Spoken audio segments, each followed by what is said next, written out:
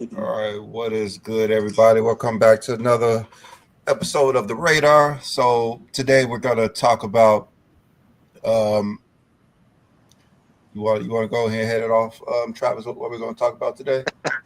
Because I forgot See, this already. is this is why we need way better prep time, guys. Like we need more communication, not to put our business out there for the chat, but we'll do better next week, guys. I swear, I promise you guys.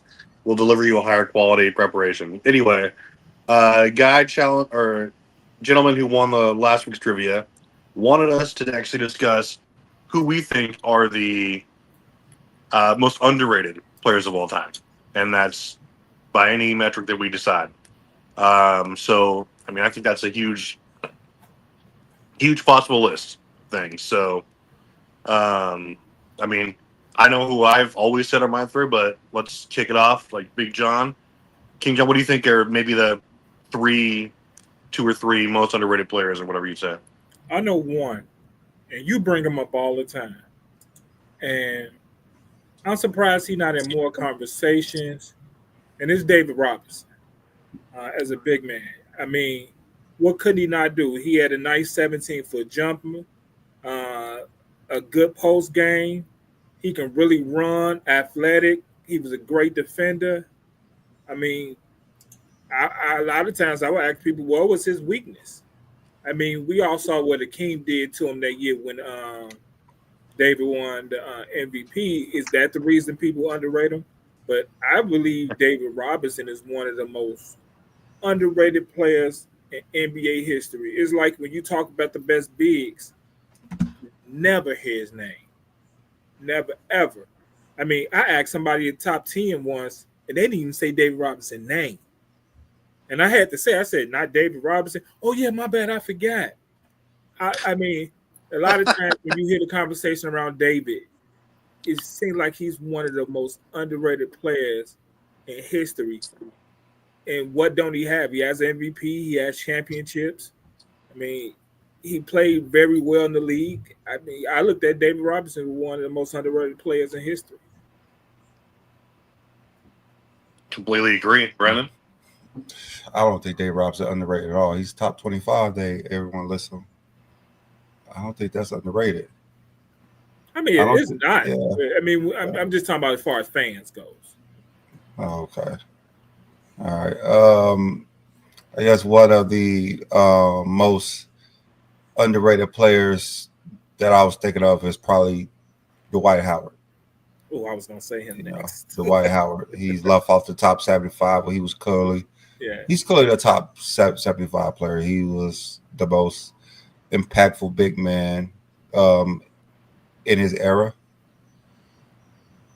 Was he? But oh, and I'm so happy that he made the Hall of Fame. yeah, I was celebrating when it announced that he was making a Hall of Fame. So that was Dwight was a great choice. yeah, Yeah. he what 3-time defensive player of the year. Um, the redeem team. I mean, what other big man in that era you say was more impactful?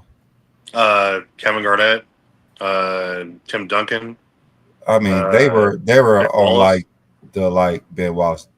Come on now. But Kevin Garnett and Tim Duncan was not on. They were on like the downside of their career when Dwight Howard was moving in the 2010s, like I guess. 2008 to 2010.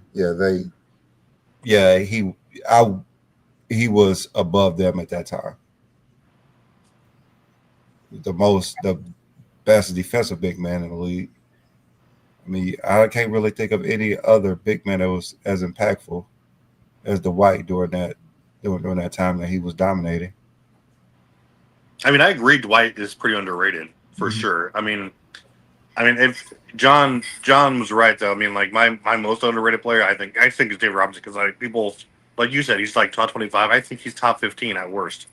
At worst, just because of everything like his impact. Talk about impact. Like he's arguably one of the more impactful players ever. But I'm gonna go with Chris Paul. Um, I just think that Chris Paul gets a lot of hate because of a lot of his stuff is cumulative, but and he doesn't have a ring. but he is consistently, analytically at least, one of the better point guards ever. He's by any measurement, he like, especially when in his early career, he was dominant. He arguably should have won MVP in 2008.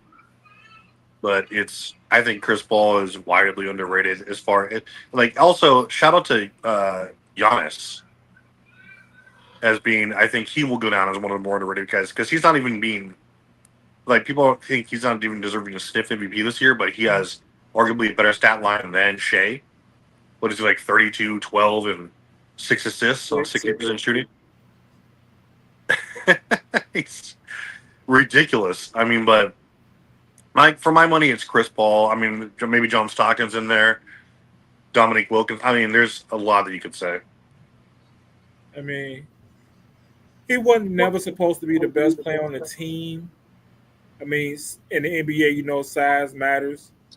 He's one of the smaller point guards in the league, and he was so good that it was going to be hard for somebody to be better than Chris Paul on the team.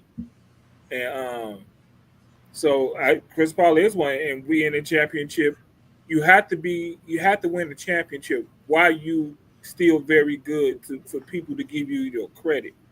And because he don't have any championships, it hurts his career. And I wish we wasn't in that type of era. We could talk about players like Mitch Richmond was underrated. One of the great guards, 2 guards back in the league, and really score. Was a solid defender. I mean, Mitch Richmond would really give you buckets, and nobody talks about him. I mean, if you look at some of the 2 guards in this area, go back and look at Mitch Richmond game. Y'all play just like Mitch. So it's all about the championships and how people really talk about championships that underrates players who are very good in this league. Yeah. Yeah, no, that's a great point. Yeah, like Mitch Richmond is definitely underrated. That's a pretty good pick. I don't know, Chris Paul. I don't think he's underrated. They list him as like a top 5 point guard. Most people do they? I never see him on these lists. Most people list him as like a top 5. I wouldn't say he's underrated. Yeah. My other pick would be Kevin Johnson. Ooh, yes. Kevin Johnson should definitely be a Hall of Famer. If you look at his stats, he was like 20 and 10 for a few years, and his playoff numbers, his regular season numbers, like the things he were doing, not too many players have done. Like like what he was doing out there on the court. Like I know he made some remarks before. He was a politician and things probably could sour some people's thoughts of him, but his play on the court was pretty amazing. So, yeah, I believe Kevin Johnson is definitely one of the most underrated players of all time. It was one of the reasons Charles Barkley wanted to go to Phoenix is because of Kevin Johnson and the impact he made on the court, and it was he was one of the guys that Charles Barkley told you can't trade to Philadelphia for him to come to Phoenix. So, hey, Kevin Johnson was really that guy. He was that guy. Like, I think Kevin Johnson would give the business today. He was amazing. I mean, does anyone ever see Moses Malone? Underrated? Moses Malone? No.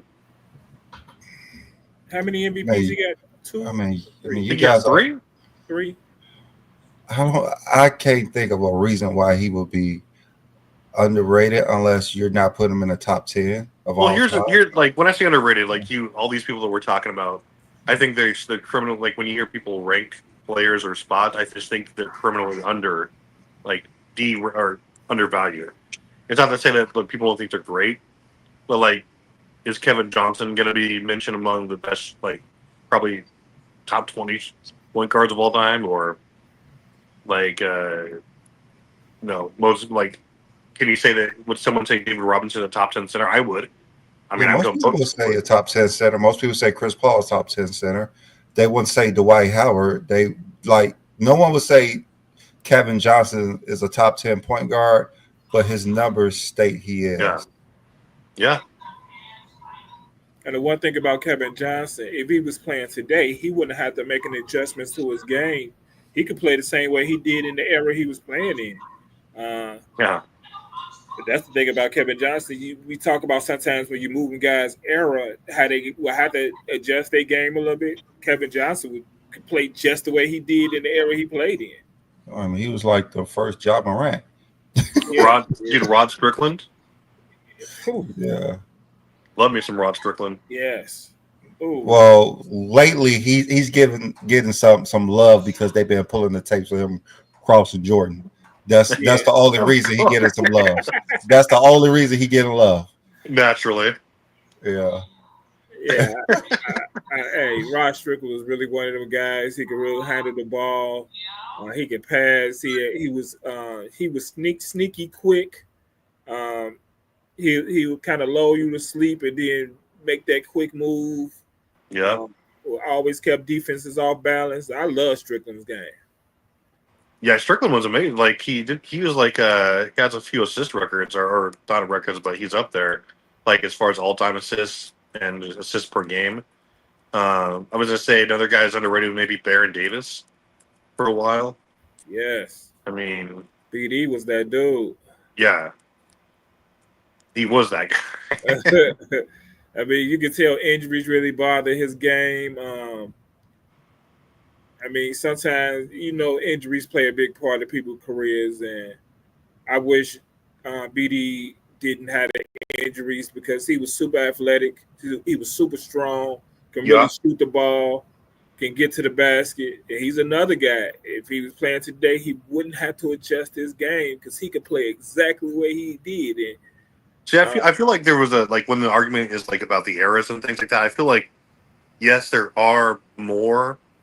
I mean, top to bottom rosters are more filled out these days, but there were guys like that, like Penny, like Tim, like, Rod Strickland, like Baron Davis, like Mitch Richmond, like, Vashawn Leonard to a degree, like, Kevin Johnson. These guys were spark plugs and they could play in any era because of their talent level. But, I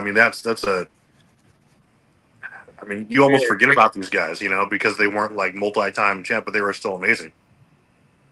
Definitely. Sometimes you have to have those conversations so these guys won't be forgotten, and just have these conversations and not just stick on a couple of players in the history of the NBA. Hey, I love Sean Elliott. Sean Elliott was one of them guys. He can really play, really underrated. Was a good defender.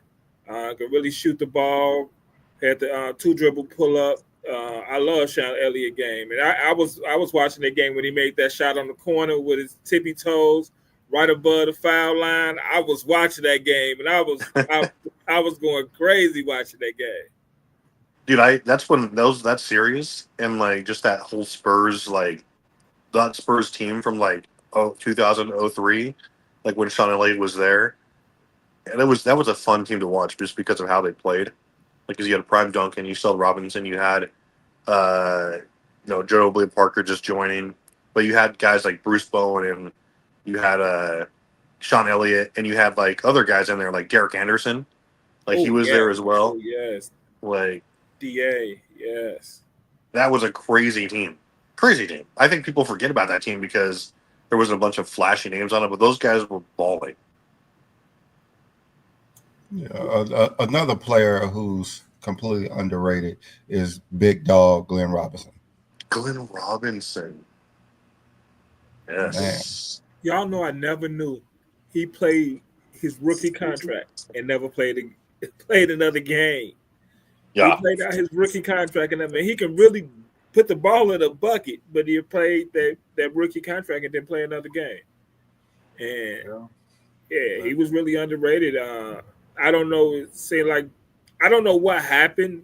I mean, was it an injury or something where people just didn't like him? No, it had a lot to do with what he did before he came into the NBA.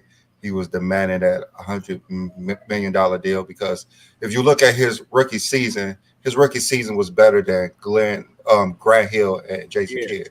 but they got co-rookie of the year, and Big Dog was clearly had the better season. And if you look like him and Ray Allen just did not get along. So that was something else. Those two did not get along. Yeah, I was gonna say because they played together, right? At Yeah. the Bucks. Yeah.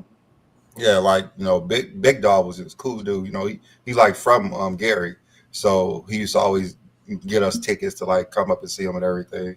So yeah, he was he's a good dude. His son made it to the league, but his jumper was just butter. And what he did in college, averaging 30 points for 2 years straight, man. Yeah. Big Dog really scored. I mean, his name was worth it. Big Dog, ain't nobody ever challenged that name. I mean, he used to bully people. Him and Chris Webber was. I don't know who was a year older, but it may have been Chris Webber was a year older than Big Dog. But I heard their like AAU games were epic, both of them. Man, Oh yeah. I heard their games was epic. But yeah, he's another one who's completely underrated, and he was never going to get the credit of a player that he was. I don't even know he was ever all NBA. I think he was like an all-star twice, but he was so good every year. Put it up 20 plus every year. Just never got recognized for how good of a player he was. And I Yeah. apologize. He did play for Atlanta, Philadelphia, and San Antonio. I didn't know he. I forgot. I knew he might have. I wasn't sure about the San Antonio, but Yeah, he like remember him playing for Atlanta and won Philadelphia. a ring there. Yeah, he played with. I remember he played with Atlanta. He was still putting up 20, but Philly, I don't remember ever seeing him play on Philly. But I know his last team, he won the ring, and he retired after that. I don't know if he retired or he got blackballed. It's one of the two, but it was something. It sounded like It was something. Yeah, it was something about Big Dog that the league did not like. It was It was his something about. attitude, man. He wasn't gonna take any shit. I mean, he didn't even have a bad attitude when he played ball. He didn't get Yeah. into it with anybody. Yeah, I was like really too young to like except a media like member. yeah.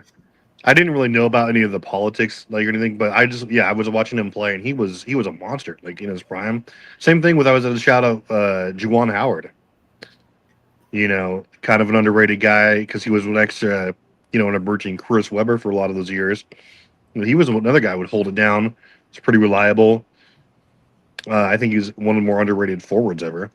Yeah, he went to CVS High School here in Chicago. He got some basketball rims built up over there in the area over there. He did a couple of camps here. Um, I've seen him I was involved with some of the camps he had did, and Juwan Howard could really play. He gave back to the community. I remember when he got that big contract when he was supposed to go to Miami and got $100 million, and I think the NBA rescinded it, and he went back to Washington when him and Chris Webber was over there. So I love Juwan Howard game. I remember when we played the Bulls that played that Washington team. Was it Strickland? I forgot the two guard names. Names started with a C, and they had Juwan Howard and Chris Webber.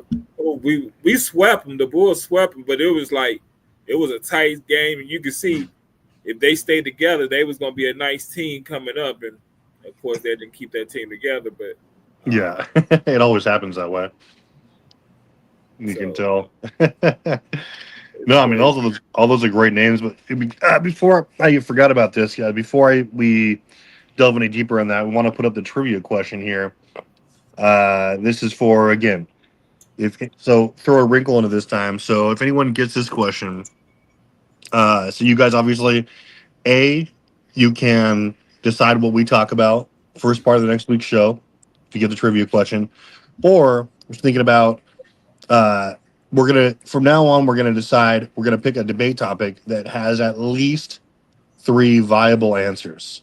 Okay, so that we can actually debate it. It's not just kind of a one thing, or has at least 3 viable answers. So you can choose to select what we talk about, or you can join us on here for the debate portion of the show if you want to take us on. See if you can beat us and get the crowd to vote for you. Okay, but first you have to get this right. So besides Jokic, Jokic is not going to win the MVP this year. Let's stay real. Okay, he's not going to get it. So after this year is over, okay, he will be one of only 3 players to finish top 2 in MVP voting 5 straight years. Who are those other 2 players? Okay, so if anyone gets that, just let us know. It's not Kareem. It's not LeBron. Dude, that was both of mine.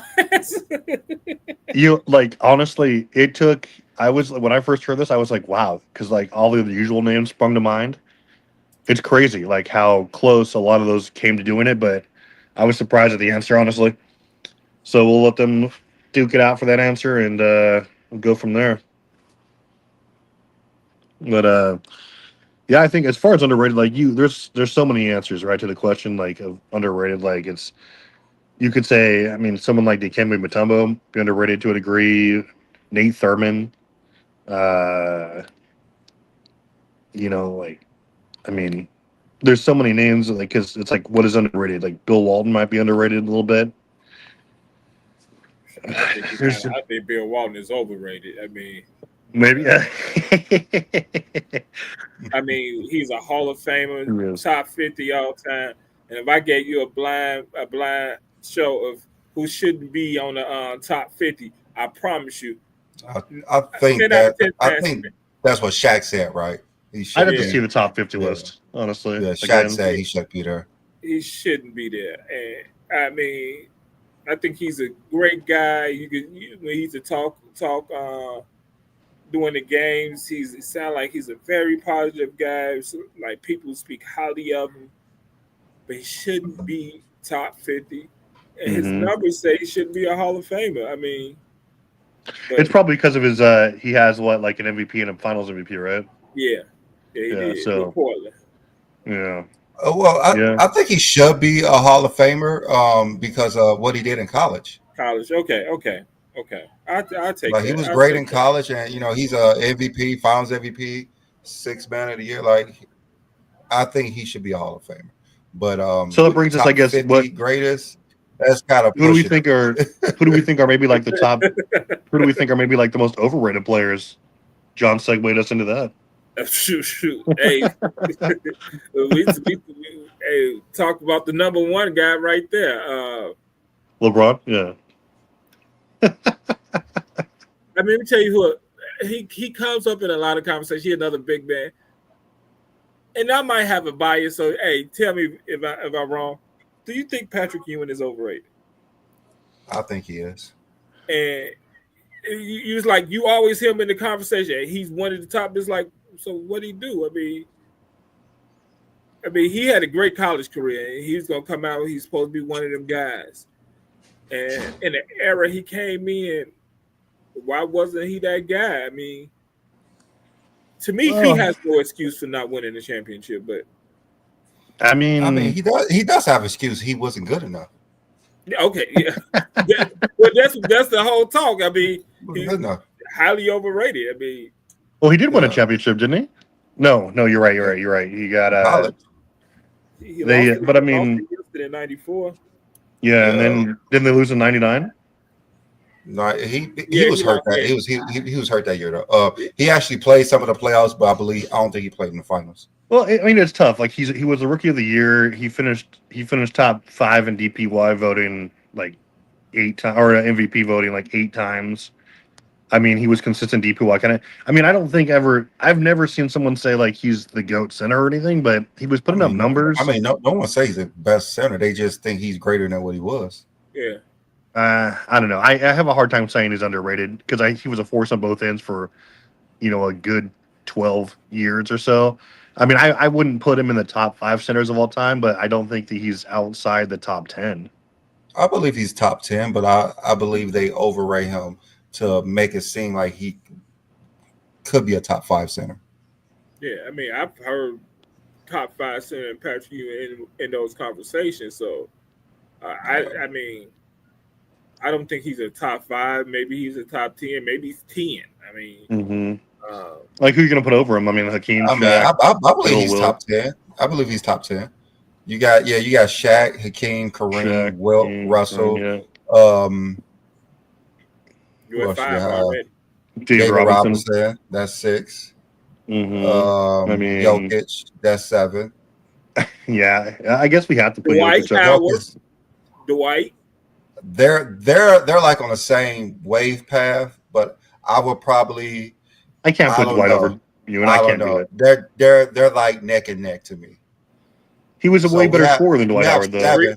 A 3-time defensive player of the year to Patrick Ewing, who never won the defensive player of the year. That's true. But he was just so much better offensively than Dwight Howard ever was. And That's he was why I playing have them great neck and defense. neck. That's why I have them neck and neck. Yeah, I mean, Who did Wells Unsold? Did he win MVP his rookie year? He won multiple titles. I would put him above who? Patrick Ewing. Wes Unseld. What's that on song? Oh, that's fair. Moses Yeah. Malone. Moses Malone. That's 9. So we're at 9. So I said 10. Who is 10? Well, John has Dwight over him, so I that would put him would have outside Dwight 10. over. That would put him outside of 10.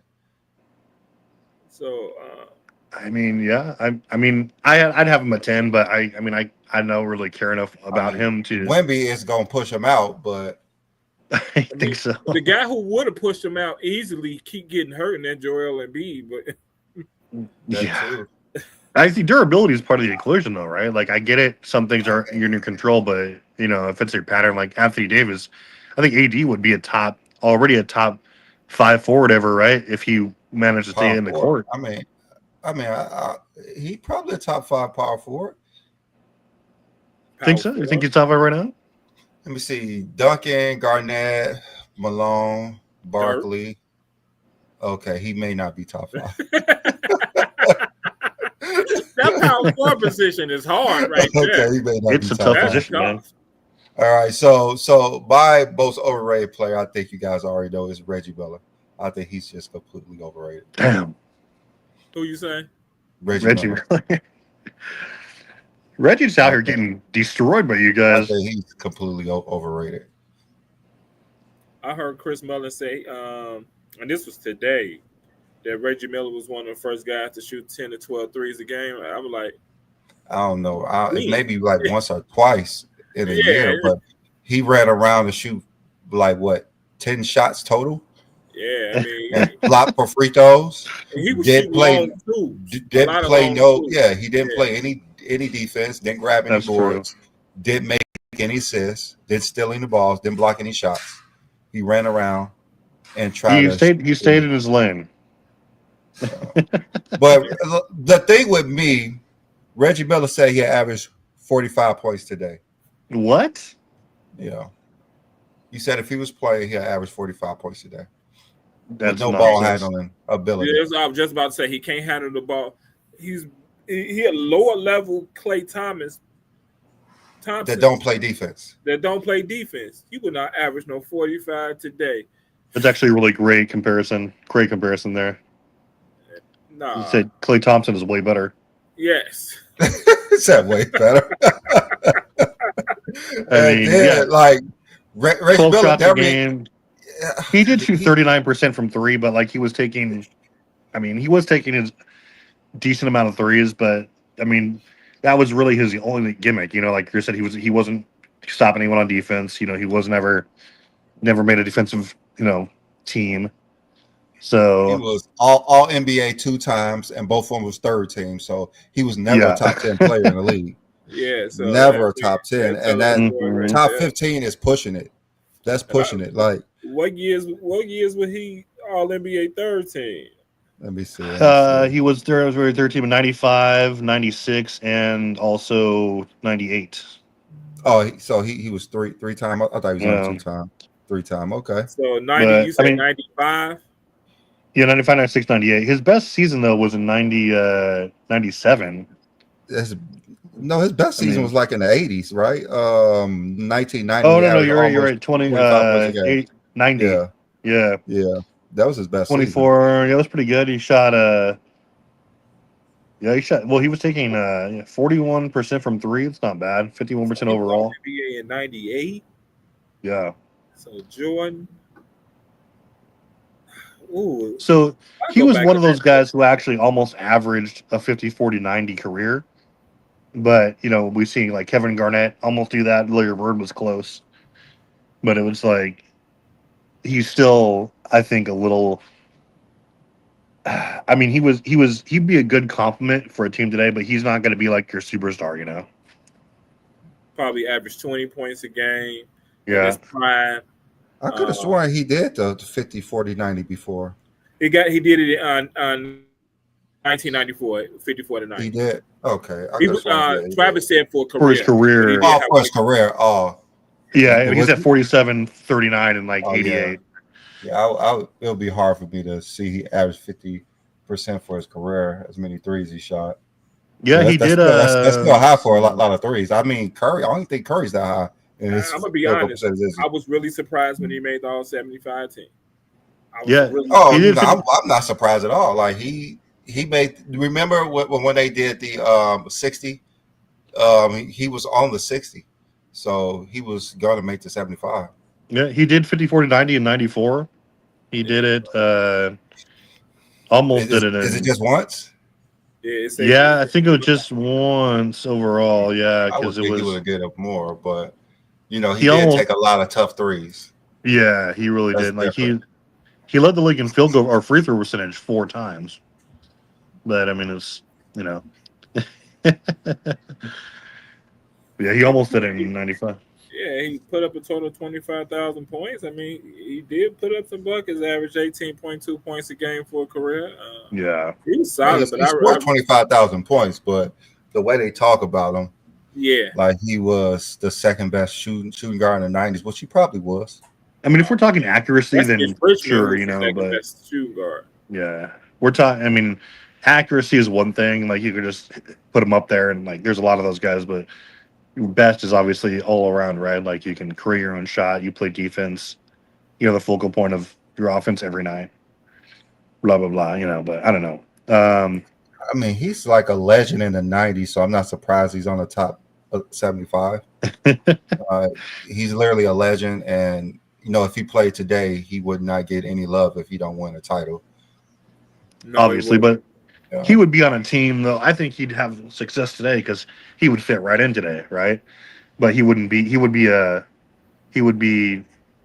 just He a could guy fit that right was. in on the Indiana team right now. The Yeah, Indiana team right now, he would fit perfectly on that team. yeah. He got a He'd pass be. first He'd point guard. Yeah. throw him on the Cavs team. That's all they do is shoot threes. I mean, Boston. Yeah, Boston. He would be They in need perfect player another today reason because to see Tim Moore. yeah, they're not going to have to lock anyone down. But I mean, I think my guy who I've said probably is the most overrated player ever. I mean, it's tough because when you get up to the higher level, they all have like. I mean, I've never really super thought about it, but I'm almost tempted to say. I mean, I don't know, John. John, go ahead. I'm gonna take. Just say it. Just say it, Travis. Yeah, just let go of the day. Just let it go.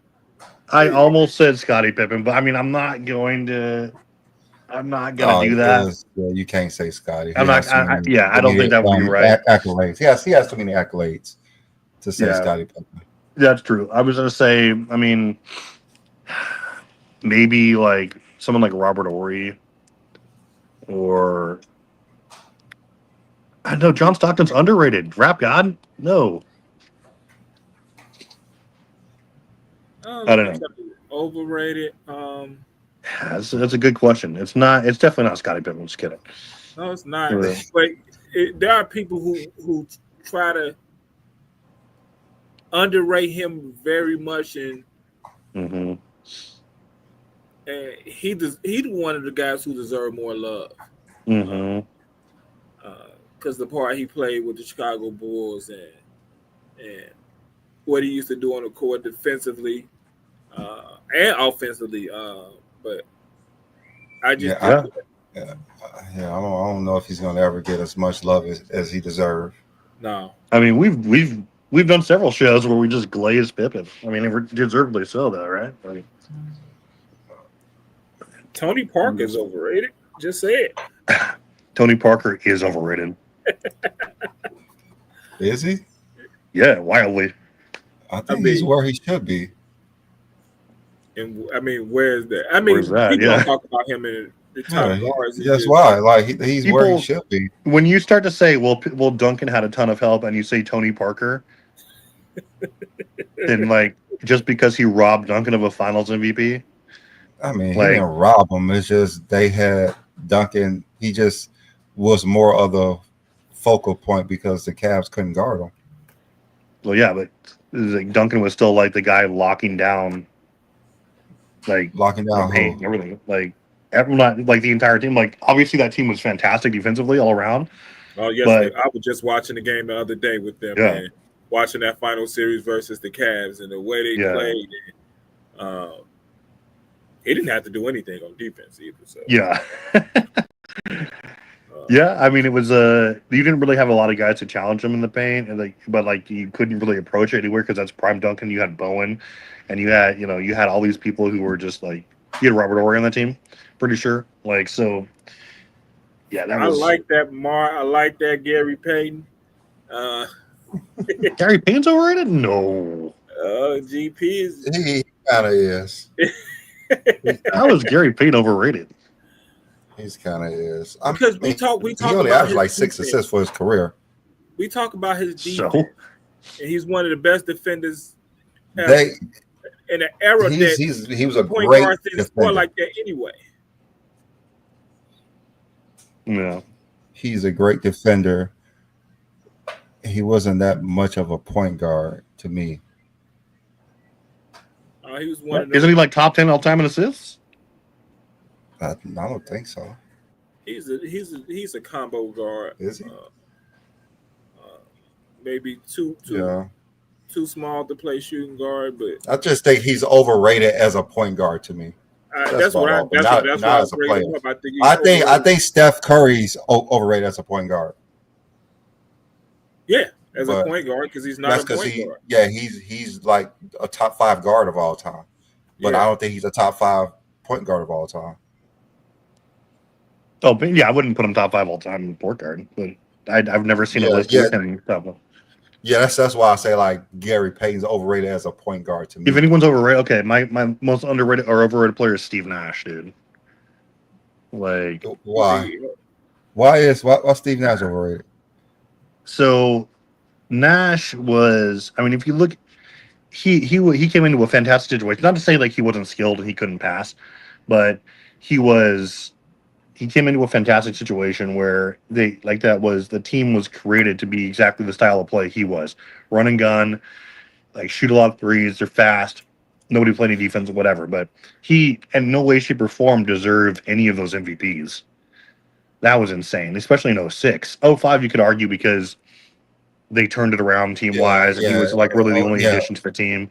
06, he definitely didn't deserve that. Yeah, But he robbed the shit out of either LeBron or Kobe. Take your pick. LeBron, Jerk. LeBron was second, but it was if those votes would have went to Kobe could have won it, I think. But yeah, they gave those votes to Nash, and the people who's gonna vote for LeBron voted for LeBron. Yeah, I mean, they both put up way better numbers than Nash, and like Kobe was better analytically too, like far better analytically than Nash was. Both of them put up historical numbers at that time. Yeah, who LeBron and Kobe? Yeah, yeah, and Nash was like an average season for a point guard. He was like what 18 and 10 or 17 and 10? Something like that. It was like 17 and 10 something. Yeah, he was just facilitating. It wasn't, and it wasn't like they was first in the West. I don't think. No, he was first in the division, but like the Lakers had maybe like the worst roster of all time next to Kobe Bryant in 06. You know, like it was. Yeah, you had guys like Smush Parker, like Travis Knight, not Travis Knight, but you had like besides Odom, like Kwame he was just Brown basically Kwame. Kwame. Yeah, like that was watching the Lakers. Then was horrible because Kobe Bryant was unstoppable, but teams he had to take some of that responsibility though, Kobe Bryant, because he wanted Shaq gone. He wanted to prove he could do it on his own.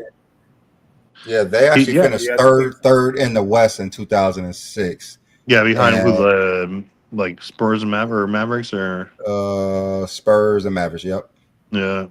I mean, his You think Paul Pierce was his analytical a numbers was little bit not good either. overrated? What you Who? say? You think Paul Pierce was a little overrated? I don't think so. I don't really he's think. where he should be. I think he's where he should be. Yeah, well, it depends. Again, the word overrated is super subjective, but I don't hear everyone. I've never heard anyone saying Paul Pierce is like He's where I better than don't what he think he should should be. be. I mean, Yeah. he could play. I'm not. Yeah, Paul Pierce is great. He could play. It just. Who is he? Top 10 small forward? Eesh. Ooh, Let's question. name them. LeBron, Bird, LeBron, Bird, KD, Durant, yeah, Dr. J, Pippen. Pip. Would you guys put Is Kawhi Leonard in there? Dominique there? Dominique's I small would forward? put Dominic in there. Yeah, he's small forward. Dominique. That's six. Um, I don't want to put Kawhi there, but Kawhi belongs there. I mean, he got 2 defensive player of the years and 2 finals. Kawhi is definitely there. Yeah, He so that's has to be there. He has to be there. That's 7. I think Rick Barry's a small forward, right? Yeah. So that's 8. Okay, Travis just. What's the guy name who played for the That's Lakers? 8. James Worthy, right? I wasn't thinking James Worthy, but Yeah.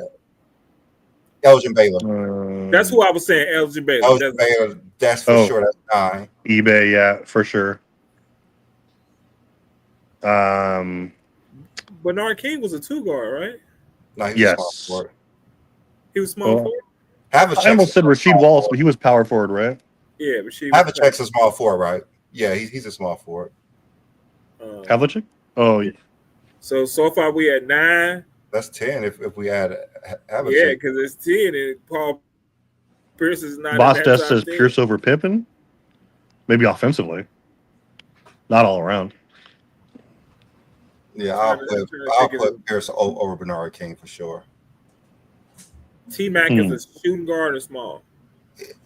He really was a small forward, but I think they listed him as a shooting guard. David Wilson was shooting guard, but yeah, he was lengthy. Yeah, he was definitely a small forward to me, but yeah, I don't think he's top 10 either.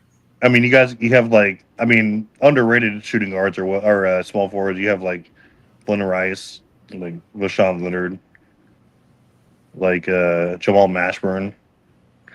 Super underrated. Jamal Mashburn used to give Pippen trouble. It was probably one of the only guys I felt like. Grant Hill? And Grant Hill, yeah. Oh, yeah, we didn't name him. Grant Hill up there. Yeah. Deadlift Shrimp? I don't know if I put Grant Hill top 10. He didn't have that time long enough to be top 10. You saw, I mean, he was here. Coming out the gate before that injury. Yeah. Talk about players who could play today. Grant Hill would be up there. Love missing Grant Hill. T-Mac would be up there. Grant Hill would have to work on shooting. That's true. He would. I mean, he had a pretty good mid-range shot, but he would play point guard to me. Hey, Melo's a small forward, and I don't think we didn't even name him. So Melo definitely a top 10. Forgot all about Melo. Yeah, so Paul Pierce isn't a top 10 small forward. Definitely is not. Sorry about it. You can't tell him that. Can't tell him that. It would tell you he a top 10. He said he's better than Wade, so. Oh. Wow. So Paul Pierce believed. I mean, he believed in himself. He believed he good. I mean, he believes he's better than Dwayne Wade. No. Yes, he does. Yes, he does. I mean, them like matchups with like LeBron, you can't tell him anything because he was there. A lot of them games was close, and when LeBron scored 45, he had like 42, 41. Like he was giving them buckets too. He was, but he was also LeBron's bitch. Like, but Pierce, in his mind, he was on the same level as LeBron. So he beat LeBron. That's what he thinks. I know, dude. Give LeBron that 08 team, and they go undefeated. That's different. That's not fair. Without that 08 team, we're not even having this conversation about Paul Pierce. True. He's not top 10 without that. If they would have won in 2010, I mean, there's an argument, but because he would have beat Kobe twice. Yeah, exactly. And without, if he would have got both those Finals MVPs, yeah, it would have been a different story. Yeah, that's very true. He would have been above some players, maybe even Melo. Yeah, I was just about to say maybe we need to have a better conversation about him and Melo if he won. On the flip side, though, imagine if Kobe had three-peated and beat the 08 team. He's top 5 automatically, right? If Kobe, yeah, he would have definitely moved past Bird. So he'd have MVP, that. 3 Finals MVPs, and had the 3 toughest playoff runs in history, arguably. I mean, I've been doing more homework on Larry Bird ever since Gilbert Arenas did that show, and it was breaking down Larry Bird's playoff career. And I've been doing some homework on Larry Bird because probably need to have a better conversation about Larry Bird and looking into some of his stuff. I've been looking into some of the playoffs games that we really, really need to have conversations about. And his little nickname is like, where you get that nickname from? Because it's like, I don't see it. So I've been doing my homework on Larry Bird lately. So it's legend. It's Larry Legend. So I mean, Larry Bird is a legend. So Larry was one of those few top 10 people whose production in the playoffs actually went down, right? Yeah, that's what I've been catching. Yes. So who are the floor raisers? Like, who went up? Like, Mike's went up, LeBron's went up, Hakeem's went up big time. Who else? Like, I think Kareem's went down. I don't know why people put Hakeem in the top 10. Why wouldn't you? I don't know. I don't want to put him there. I don't think what he did put some top 10 of me. I mean, honestly, that's one I agree to disagree with. Like, I'll but it's like just because our career is wildly different. But I have Curry in my top 10. So sometimes I have a problem with people not naming Duncan in a top 10. I have him in my top 5. Duncan's top 5, yeah. Top 5, yes. And it's like, but a lot of times when you hear conversations, you don't hear people bringing up his name. I never had him. Like, he was like number 10 for like the longest for me. Like, he was like a fringe 10. Like, he could get kicked out at any time until I actually went back and looked at his career. Yeah. And remember what I saw? Just because you're not dominating scoring doesn't mean you are not a great player. Yes, exactly. Yeah. I mean, one of the best ways what you can do, and I did this to Bill Russell. That's why I thought Bill Russell was automatically the GOAT if and when things were equal. But when you look at a player's career, this is exactly why I don't think Ewing's underrated or overrated, is because when you look at like the 2 years before they joined a team and 2 years after, their offensive and defensive impact to those teams, especially if there's not a lot of roster turnover, Duncan's was like the best ever. Like, as far as how they were defensively without him, how they were when he was there, and then immediately what they went when he retired. It was just like they went from like trash, bottom like 3-4 to like 1-2, 1-2-3, 4, 1-1-1, all these years.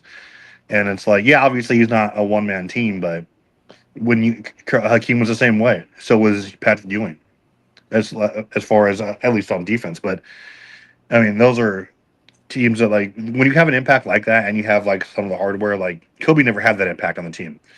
And I'm not saying it was all his fault, but it's one of the reasons I don't have him top 5. Well, San Antonio still recovering from Tim Duncan today. Yeah, exactly. I mean, sometimes I think Kobe was harder to play with guys. And I love Kobe game, and I'm never trying to diminish Kobe's game, but it just seemed like if you just watch the game on the floor and watch, it just seemed like he was harder to play with. Yeah. Guys, and well, he admits that. I mean, so would you guys put Hakeem over Kobe? Definitely. I'm not ready.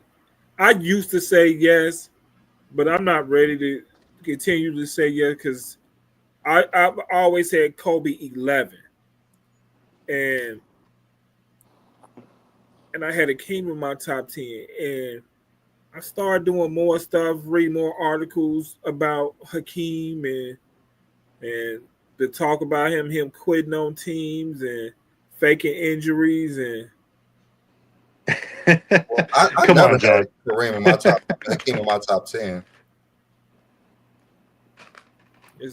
Kobe went out there with a hurt shoulder, shooting fadeaway, turnaround fadeaway jumpers with his left hand.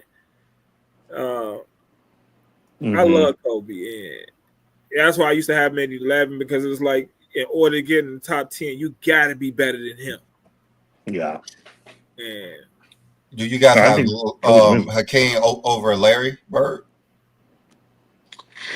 I told you I'm doing my homework on Larry. He temporarily taken off any list for me until I finish my homework on Larry. So Bird. you have Hakeem over Larry Bird. I do. I used to have Larry Bird over Hakeem, but now you don't. No, I'm taking Larry Bird off my list until I finish my homework on Larry Bird. We got to do some real homework on his playoff performance. Hakeem's career is nowhere near Larry though. I'm looking at the playoff performances. I mean, what are you looking at with Hakeem? He only had like 3 playoff runs that was decent. Well, here's the thing about like when you're looking at like it's like what I said when I look at a player, I'm looking at basically not only just their hardware but Hakeem does have like the MVP, the DPOY. He's analytically amazing as well, and like his impact on his team was almost unsurpassed. Like he won back-to-back DPOY, so you have an MVP. He's consistently finished top 5 in MVP voting and DPOY. He's one of the better playoff racers of all time. Like his regular season average like 21 points a game. He peaked at 26. During the playoffs, he's at like 24. I mean, a lot of those years was when Hakeem was playing on different teams and not in his prime. Oh, I agree completely. But like when you look at his playoff performances and like let me see his prime years. He has 2 finals. A King's speech. When you said stop looking at the numbers, you know numbers are a part of the game. I don't think it's just 100% of what a conversation would be about. But I believe it's a part of having a conversation about certain players. So when you want to look at certain things, when you're watching the game, you know when they score 2 points, that's numbers. Everything they do on the court is a part of something. If he turn over a basketball, it's a turnover. That's a number. So numbers are a part of the game. So when you want to evaluate players, you have to look at the numbers because it's a part of the conversation. So you always got to look at the numbers because it's a part of the conversation. That's facts. And also, like when you look at, if you want to go beyond the numbers, when you watch Hakeem was never went to another team, and was never. Or I'm sorry, he never went to another team when he was in his prime, and like he also never was playing with anyone except like who was never a top 75 player of all time except for a washed Clyde Drexler, right? I mean, and Clyde Drexler washed Barkley, washed Pippen. over 20. I mean, Clyde was still averaging over 20 when he first got there. Like he wasn't washed. I mean, it wasn't like top 5 MVP Drexler, but I mean, he won. He was all NBA Drexler. And he still, I mean, still. I think you go down. I mean, it's the '90s though. Like they didn't have. It is the '90s. Things. It was slower and I'm just saying, like they didn't have those type of teams where you have multiple stars on your team. Yeah, sure, but like there were other teams because they went from the '80s having multiple stars on the team to the '90s. You can't say he did this with like. Sure, but I mean, there were still teams where you had like guys like 6 or 7 or 8 guys averaging double figures, like the Suns '93. Like 7 people in double figures, all shooting like 36+% from 3. Like same thing with the. But Hakeem made his team better, and like he was maybe you could argue that he had like the 2 of the best playoff runs ever, most difficult ones by SRS with the least help. But I think that's one of his claims to fame. But to me, it's just how great defensively he was, and like how that showed. He was a lot like Duncan, and I think he's maybe a 2nd or 3rd best defender of all time next to Bill and Duncan. Travis, I think you should put your question up again because I ain't seen no one answer that question. I'm looking at it. I think my chat's frozen because I'm on my stupid phone. But yeah, if you guys want to put it up, I haven't seen it either. I'm going to put it back up. So guys, remember, we're in the chat. And here's what I'll do, guys. I'm going to put the answer in our group chat because I think my chat's frozen. I haven't even looked at it, but I could figure the 2 guys that I'm thinking about that I would think should have done it. I'm gonna put it in a private chat. Well, I'll put it in our chat here. In what? The StreamYard or the You and me, Facebook? just no, you and me and John's chat. Okay, Facebook. okay. Okay. I'm gonna put it in there first because this is just yes, that's who I thought it was. Was it? Yeah, obvious. Wow. It's obvious. Oh, It's obvious. once How's that you obvious? see the names, yes, it's It's obvious, but obvious. It's pretty I- obvious. That's obvious. Yes. it's So Pretty I obvious mean, once I see the names and really thought about it. Yes, it's obvious, but before I saw the names, I wouldn't. It was I Yeah, would it's have came up with a obvious. couple of more names I before. Like immediately it's so checked like. obvious that I didn't have to look it up. That's how obvious it was. Well, so guys, Pierce. So here's the question again was who? No, what, Obviously, John? it's up there. You're My screen's wrong, frozen. but I'm not. I'm not going to say where you wrong at though. Of course, Johnny. He's always wrong about stuff. Well, and here's a bonus one just in case. Obviously, who are the only two? This is for maybe you guys. Who are the only two players to finish top 5 in MVP and DPOY voting at least 6 times? 6. Tim Duncan.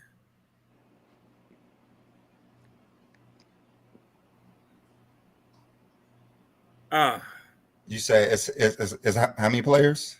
There's only 2 players who've done it at least Only 6 2 times or players. more. DPOY and what else? MVP and said DPOY same season. Finish top 5. Yeah, and MVP and Okay. DPOY voting same season. I know one. Is Tim on? I'm all. Tim is one. Okay. Well, Jordan the other one, ain't it? Yeah, that's correct. Yeah, I mean, yeah. Easy. Go. Anthony Edwards said I'm the MVP. Dang it, Edwards, yeah. Not even of your own team. Who Anthony Edwards? Oh, Wimmy is now. I would just say since they traded. Yeah, what am I talking about? I think they made that trade because of Cat's contract. Yeah. I think mean, that was I'm starting to think it's all about the contracts. yeah, that's Like what the Luka. NBA Like, did you hear what Mark Cuban said when he said that he lost money 21 out of 23 years that he owned the team, and he didn't want his kids having to deal with that, so that's why he sold the team. So obviously they didn't have money to pay Luka. So my thing is, why are these owners like forcing like these deals in the collective bargaining agreement? Because it's supposed to be what the owners want. If they're not able to make a profit, why are they changing things up so much? because they hurt the profit. Yeah, like I don't understand it. Like I know they will say Luka was this, Luka was that, but when you have to pay him $500 million and you're losing money every year, and you're going to go in the luxury tax to pay even more if you try to get some help, man. Yeah, and I mean that's why it's like it's such a dream to have like a team like the Cavs who have like what are they paying for when you have like some of the lowest I got to look up the exact, but when you have a team that you're not overpaying, but they suddenly just get better, right, out of nowhere, and those are the best situation where you Yeah. pay them early before they get better. yeah, and then you have underpay them a little bit, then they become all stars and great players. And like you have Garland, easily an all-star. You have maybe the most underrated star in the game today, and Donovan Mitchell. Then you have the GPOY guy, Evan Mobley. I love Evan And Mobley. Jared Allen. I mean, Mobley guy. Yeah. I mean, that's just a dream, right? And then you have a coach who's probably you're not paying him that much, but he's going to win Coach of the Year, undoubtedly. Adrian Knight was saying that's why he sold the Hornets and made a profit. Like, at this point, I used to say Jordan quit on the Hornets, but he probably had to sell that team. He probably was bleeding money out. Yeah. I mean, if you have 2 international superstars, Dirk and Luka, and you losing money every year. But how much did the Celtics sell for? $7 billion? Yeah, $7 billion. Damn. Somebody ain't losing some money. I don't know. I mean, I think we want to see their books, right? Like I Some of mean, these big market teams probably ain't looking at these other teams the same way. I mean, those like Dallas is a pretty big market. I mean, they had 2 international superstars,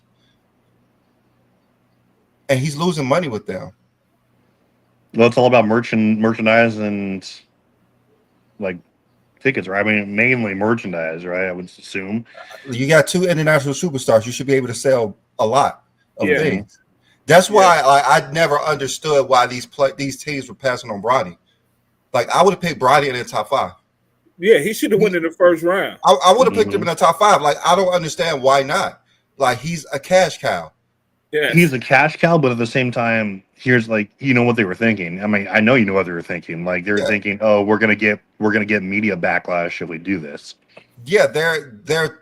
I mean, Stop worrying it's about either the media Let stuff the or the LeBron stuff. Like if I have a business and I know bringing in a product is going to make me a lot of money, but some people don't think it's a good product, I wouldn't give a rat's ass. I'm in it about the money. Like the owners should be worried about their pockets, about making a profit. And Yeah. Bronny, The Lakers Bronny, gave he him a paid- 4-year, Yeah. $7 million deal. He's already paid for his contract. the It's first already 24 paid. hours. The first 24 hours. Yes. His G League games are sold out. Yes. Yes. Think Yes. about And that. they His upped G the League ticket games are sold prices out. of his G League games. They upped the ticket prices. Yeah. I don't care if Bronny couldn't dribble a ball, he would be a lottery pick for my team. I wouldn't give a rat's ass. Like they're picking all these international players that they don't even know if they could play basketball. Right. Yeah. All this attention he getting. Come on, man. You need to bring that. Hey, he should have been a lottery pick, and he would have if he doesn't have the heart issue. He would have been a lottery Man, pick. if he would have came out out of high school, he would have been a lottery pick. He They would was have been a projecting lottery him up there. But still, I mean, how stupid can you be? It didn't make sense to me when no one was drafted him. Like how is this? How do you not want to make a profit? How do you not want money? You're supposed to be an owner. If you want to disagree that he should have went in the first round, trust me, you ain't paying attention who went in the first round of guys and recognize what they did previously coming into the NBA. I mean, we got a couple of guys who averaged less points than Bronny, who was picked in the top 5. But I'm not going to tell you your names because I want you to start doing the homework on the guys who were picked in the lottery.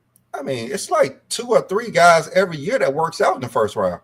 Maybe 2 or 3. So, yeah, I mean, you got to take a chance. You have to help develop these guys. All of them have to be developed. I mean, what guys this year? And who's the is number one pick working name? out? Who's the number one pick name? The one that went to Washington came from. I mean, nobody know these guys. The only rookie they know is the Lakers rookies. I mean, you have what? You have Castle. I like his game. He went to San Antonio. Pretty good. I mean, yeah, like not too many people pay attention though. I've for whatever reason, I'm just like, it's weird here in Hawaii. Like, there's a lot of Memphis games that are played. Memphis. I don't know why. Like it it's was just always Lakers games when I was there. Yeah, like, so I've seen. Well, there's Lakers and Memphis games here, but like I've watched some of like Zach Edey. How you like his game? Because I ain't really got a chance to. He's good. Like he's solid. He's solid. Yeah, he's solid. It's just like it's just so hard to tell because a lot of these people like, it's like kind of the same problem with like Dalton Connect, right? Like you wish they would get more minutes, more time, but I get why it's not the ways. But I've liked what I've seen. But at the same time, John's right. I haven't really sat down and been like, okay, I'm gonna do a huge scouting party and put together a bunch of film for these guys and give my opinion. It's just kidding what you catch here and there. But I mean, I'll tell you this: everybody in this draft needs to send Bronny James a thank you card because nobody paid them no attention this year. So if they haven't done anything, nobody knows because the whole talk is about the 55th pick in the draft. It's the whole conversation, and it came too much, and Bronny has covered up a lot of things for a lot of players, and you see the potential is coming out. I don't think we even should even be having a real conversation about him until his third year, because I think it's going to probably be his breakout year. Yeah.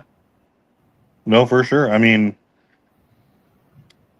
who else? I mean, yeah, it's just like, because I've had real conversations about people telling me Bronny shouldn't be drafted in his draft. I said, one, he would have been a Laker regardless if he drafted or not. So he was going to be in the NBA.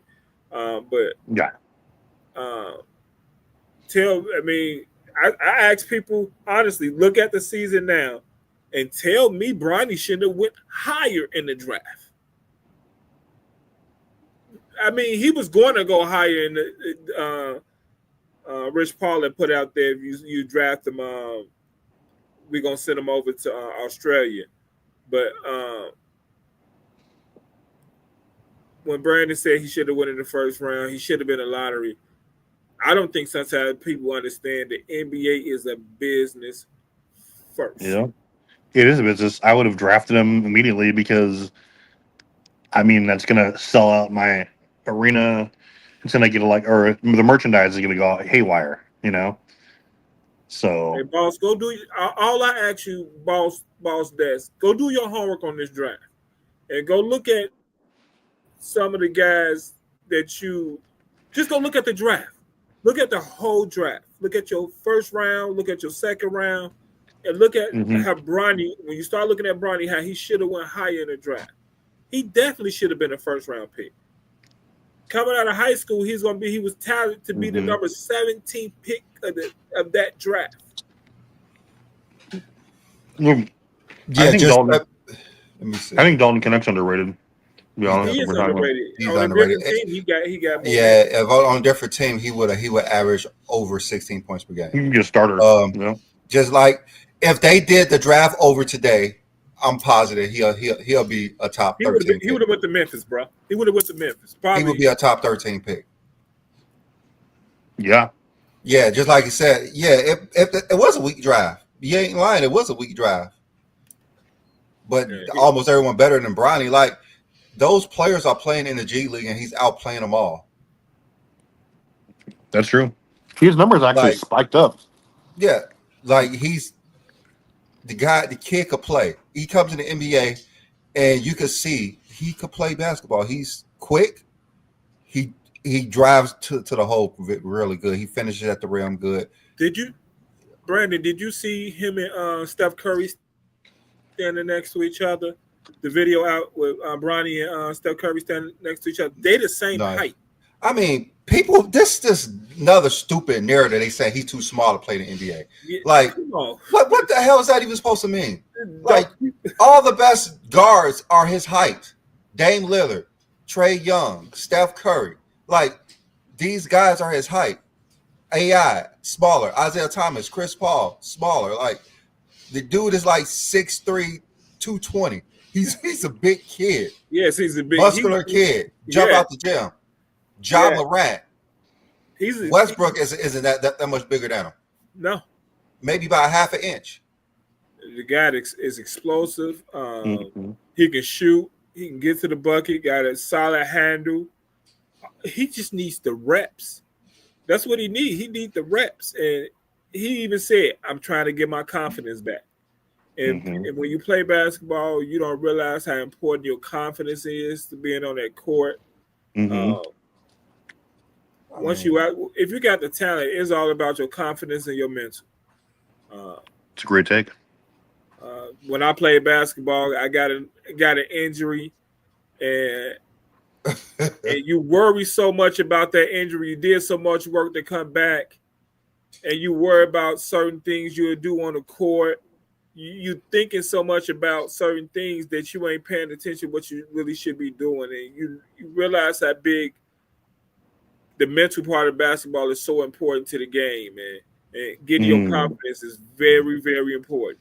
Yeah, that's 100% right, because even if you're just playing casually, like when you're on a team, if you have no confidence, you're hesitant.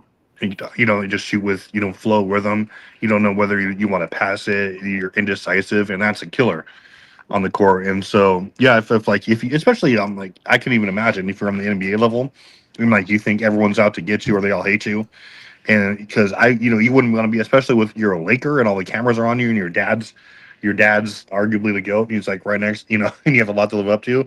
That's a huge burden to play with every night, you know, and it's, you know, he knows it. So Hey, boss deck, if you play 11 games in college, even though you're talented, do you think you should be picked very high in the draft? I mean, look at Because fucking Kobe Kyrie Bryant. Irving played Yeah. 11 games at Duke with the number one pick. They knew his People skill. see talent. They know what talent looks like. If Mhm. they had the '96 draft over again, Kobe Bryant would be the first pick in the draft, First pick in the draft. and he averaged 7 points per game coming so off would the Tom bench Brady. his rookie year. And, Brady was the 6th round pick, and not one head coach in the history of sports would not pick Dude, Tom Brady. wasn't Jokic I don't know. like 100 or like He 68 was like or he something? was like a 50th pick too. Yeah. I think he was top 40. I think he was in the 40s. Him and Gilbert Arenas was in the 40s in the second round. Yeah.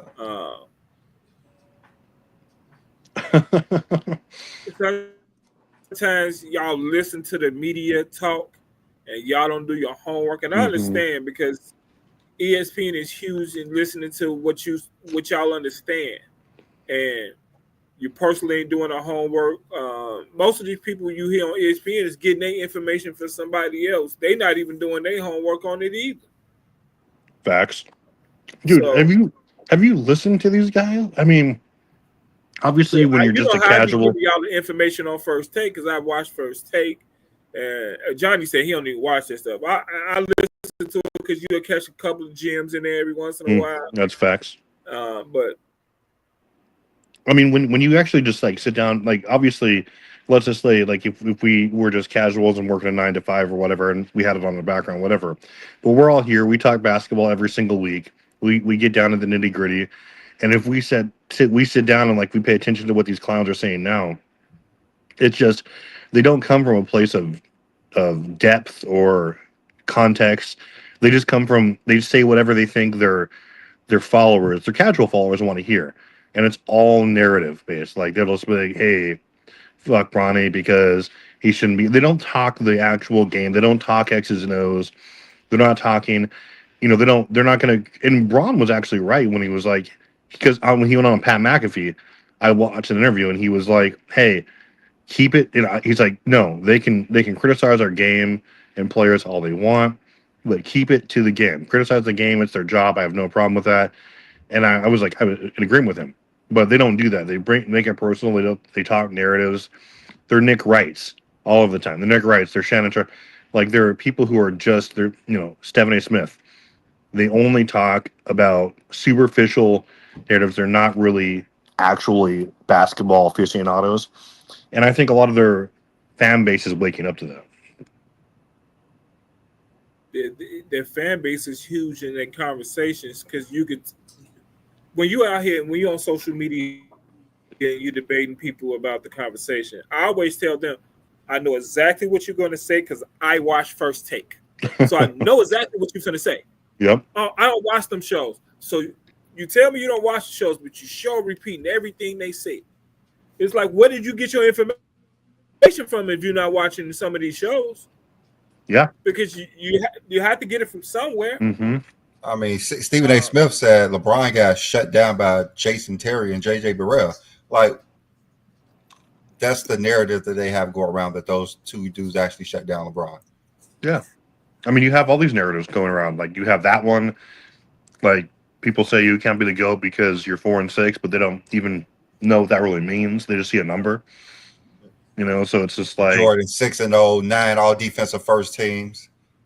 That's what they all use.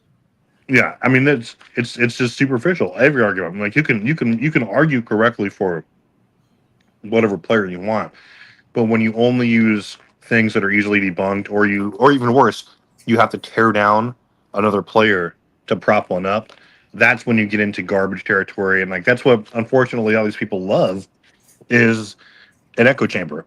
They hate one player and they gravitate towards people who also hate them or whatever. They're not unbiased and intelligent enough to kind of set it aside and just enjoy the game and have a belief system that doesn't involve trashing players. Yeah, that's like Adrian. That's the reason. Like they say a whole bunch of ridiculous stuff, and everyone repeats what they say Mm-hmm. because it's the most popular show. Yep, I exactly. mean, just Adrian like they Knight. repeat what everything Skip said because he's the most popular I hate voice on Skip the so media. much. Like that doesn't mean that what they're saying is is gold. No, it's trash. Yeah, That's what yeah. you've literally heard him like Skip Bayless sit there and debate with Stephen A. Smith or Uncle, and he's like they start saying that he's like all I know is 6-0, 6-0. That's it. He They was always like, say the but he same says stuff it with everybody such says. conviction. It's just Yeah. like you can hear the people bleeding. Oh yeah, it's not. Or with LeBron, it's like 50,000 more. There's so many more ways to argue that they're the GOAT. It just but they're not. They don't want to invest that time because they know they don't need to. You know, that's just disappointing. I mean, the thing with LeBron, I know you said Nick Wright and Shannon Sharp be doing the same thing. I don't think Shannon really does it. He don't really state any numbers. Not He just necessarily says Shannon Sharp, LeBron is the honestly. best. Yeah, he just Yeah. say LeBron's the best. I'll say him. Sharp actually That's comes what with he some say. good takes once in a while. I mean, He don't you guys like like what Chris Broussard and like Colin Coward, like they're just such LeBron homers, dude. It's just like they're the opposite end of the spectrum. But then you Bouchard have Skip definitely Bayless not. and you have Stephen A. Smith, who is like Jordan homers, you know. I mean, And I don't mind. I don't mind people like Nick Wright. Yeah, And like yeah. Go the ahead. reason I don't I mind can't people fucking like stand Nick it, right? Wright because Jordan have the same people in the media, and we don't call them out for being that. Stephen A. has been that for years, and we Yeah, don't call him to be a Jordan, whatever he is.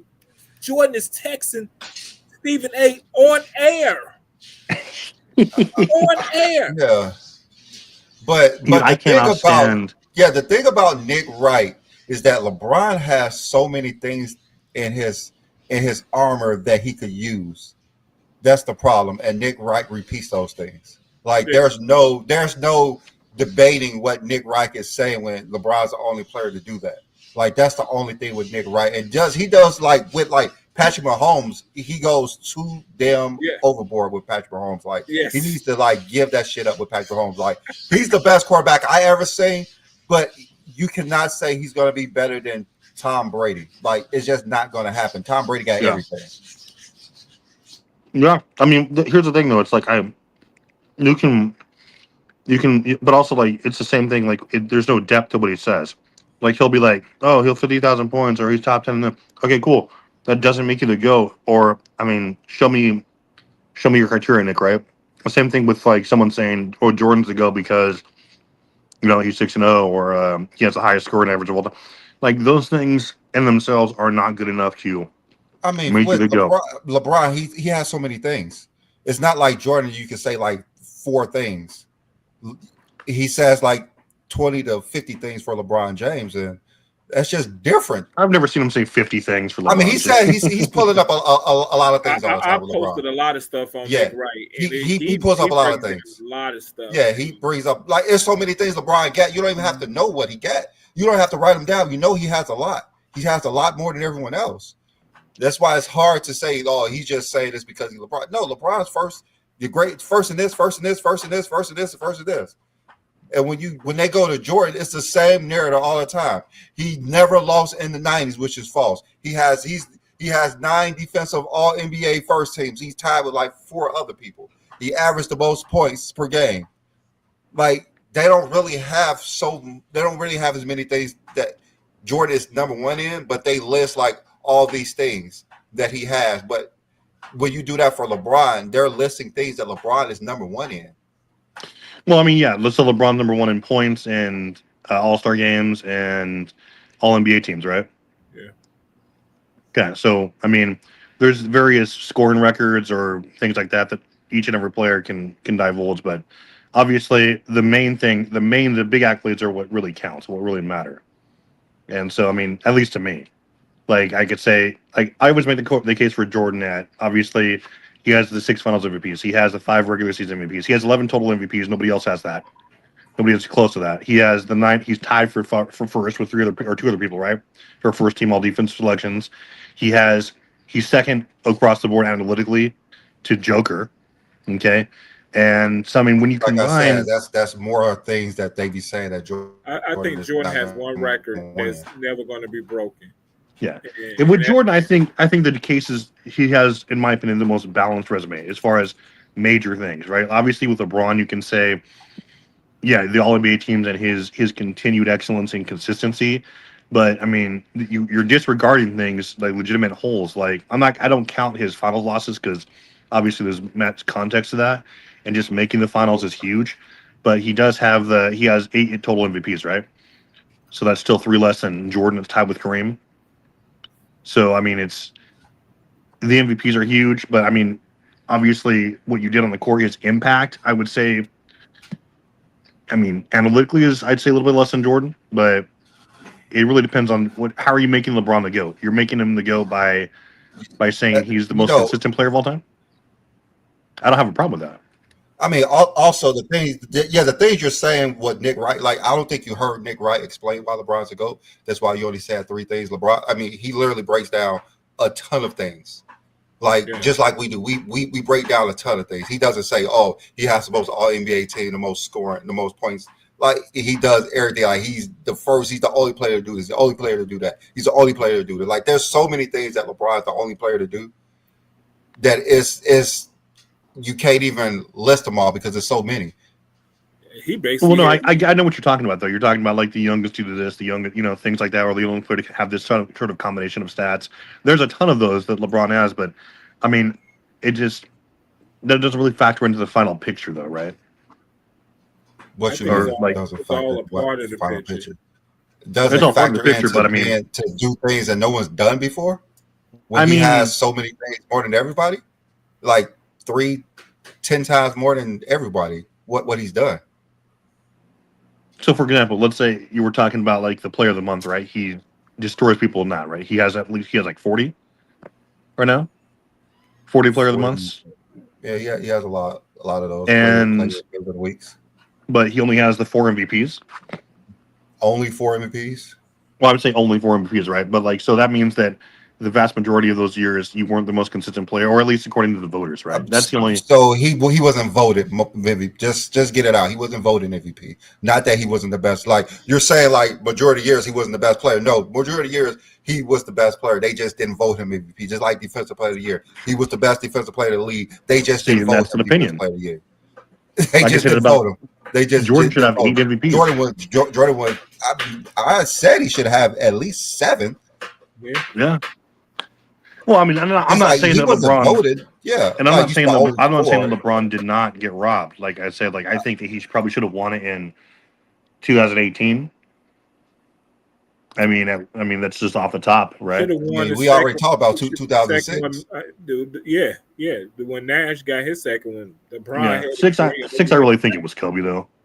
I'll never get off Was that. not Kobe. I mean, Kobe didn't finish second, so it's kind of hard to say Kobe. I mean, I'm just looking at. I don't care what the voters said. I'm carrying out like what I I saw. mean, now you don't care what the voters say. Like, you got to make up your mind, Travis. You got to make up. First, you say he has this, but he wasn't. He only got 4 MVPs because he wasn't this and that those other years. Like, make up your mind. No, I'm saying like so. Make up your mind. Kobe led the league in scoring. He had a historic year from the scoring perspective. He was first team all defense.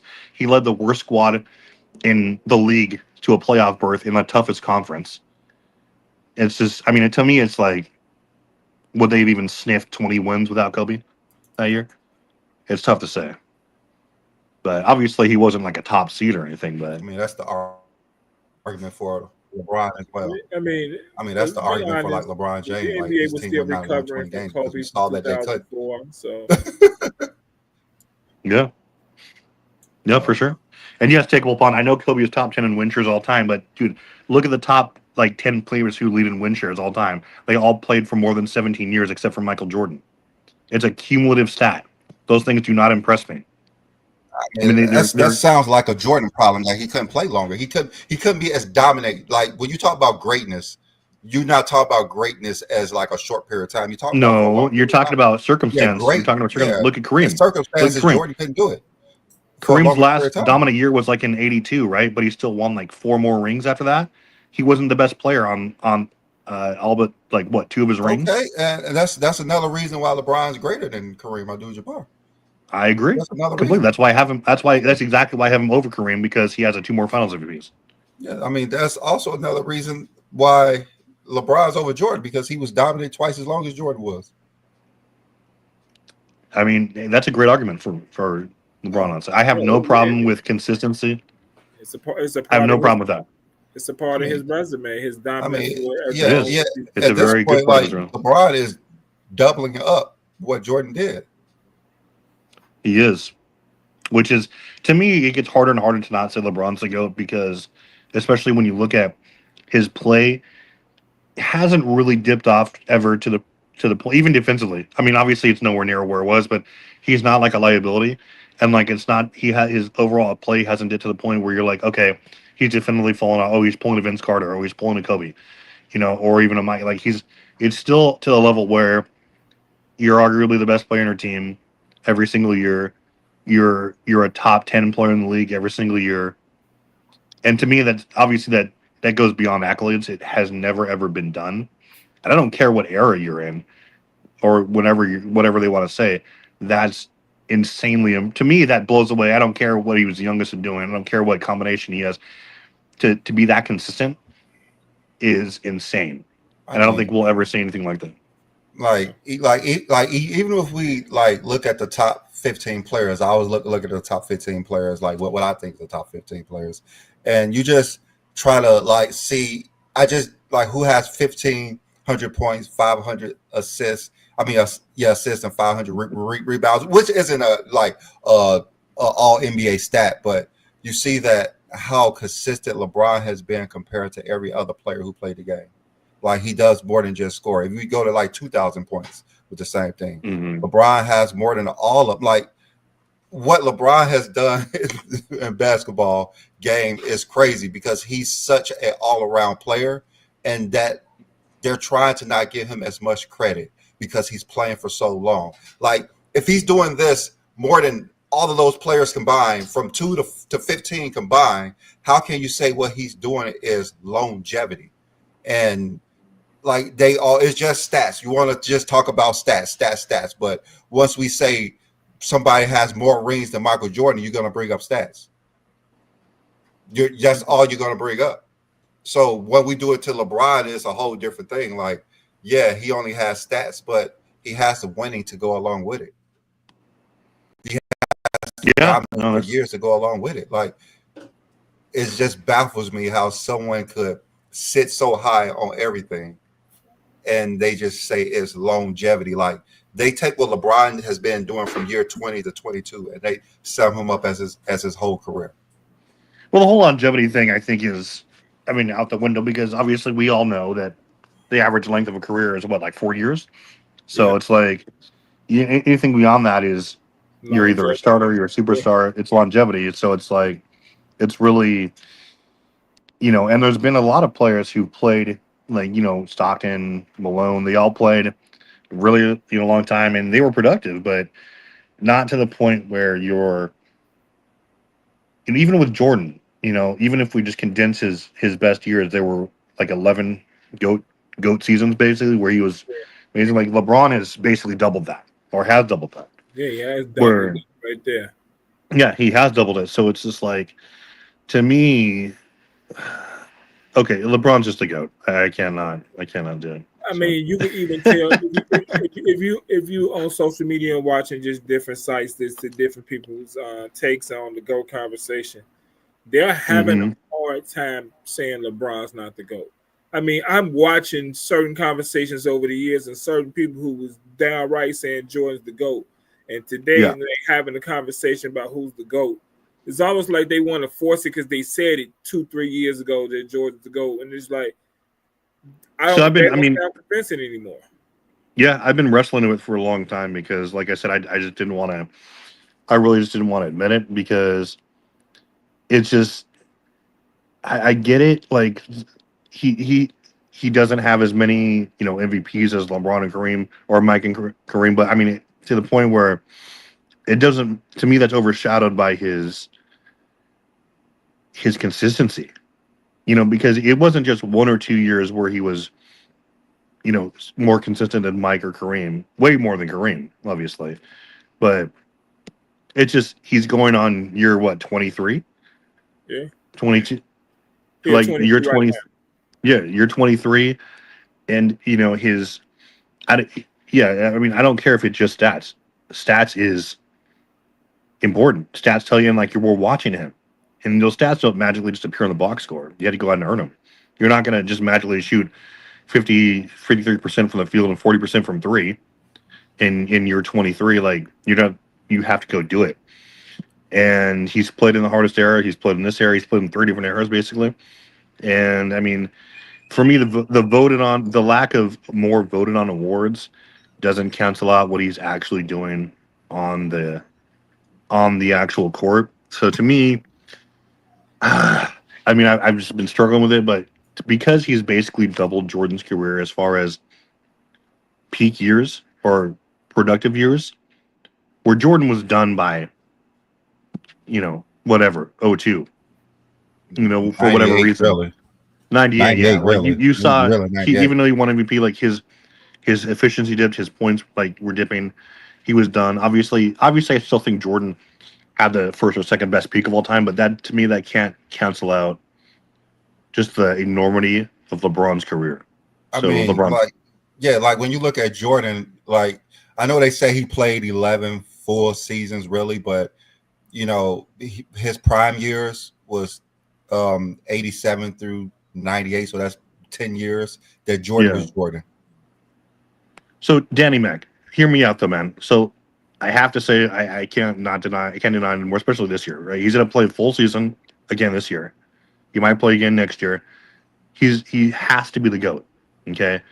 And this is why I came at because when you what's your criteria? Mine for Jordan was he was great analytically. LeBron's right behind him or better than him in some analytics like VORP and playoff box plus minus things like that. Our defensive block, he's better than Jordan as far as sustained peak as well. Like his best 10 years are better than Mike's best 10 years.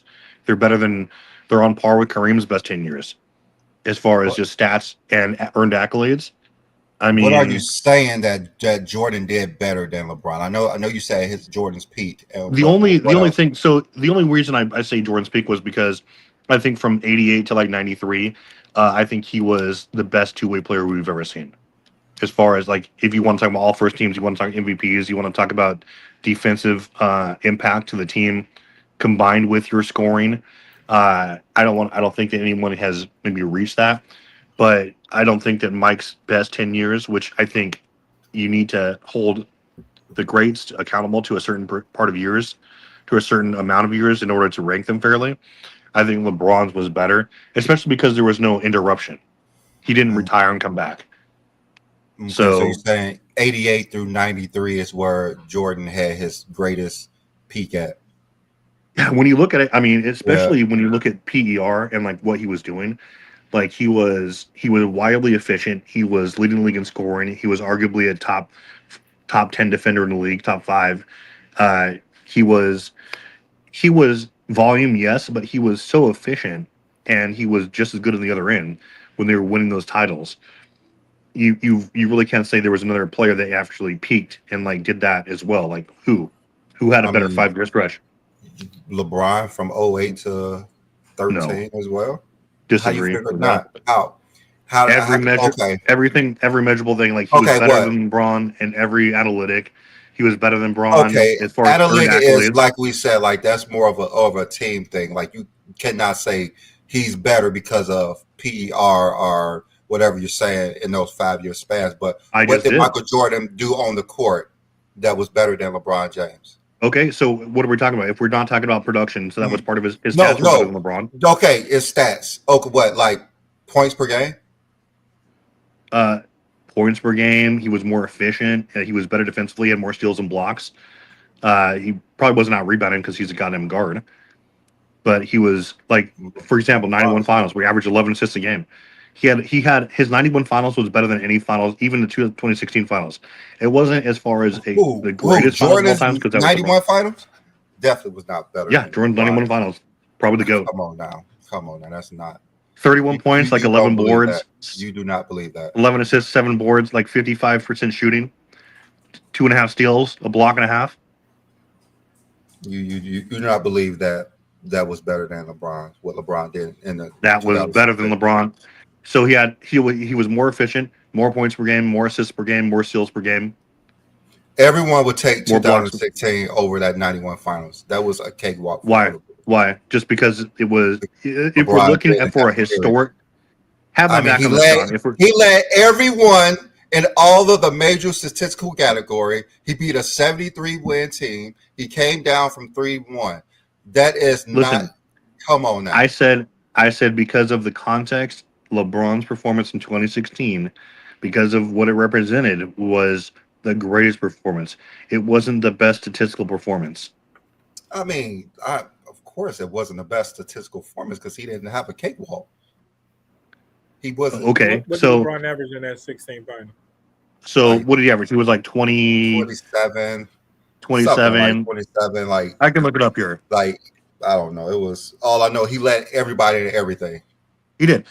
Check this out, John. So let me put this up here and just to get John's opinion, and we'll move on because Brandon's just nitpicking at this point. I already admitted LeBron's nitpicking. I'm not nitpicking. I'm just saying. What else do you want from me? I said that Jordan had a better peak, but LeBron's the GOAT. You said. I'm just saying. You said that performance was bad. I'll just ask you, like, why do you think Jordan's peak was? Because I don't think it is.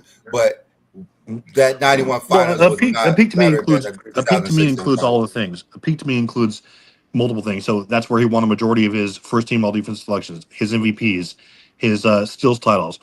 Like he was super efficient. Like during that point, there wasn't a more and like he was well above average in rebounds and assists too. Like especially for his position all time. Like what else do you want from like especially a guard? But here, John, here's a question for you. So LeBron during that series averaged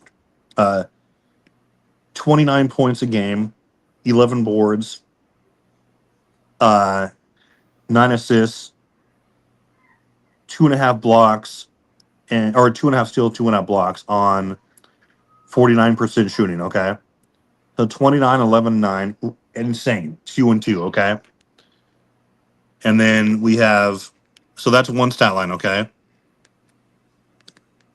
let's see here.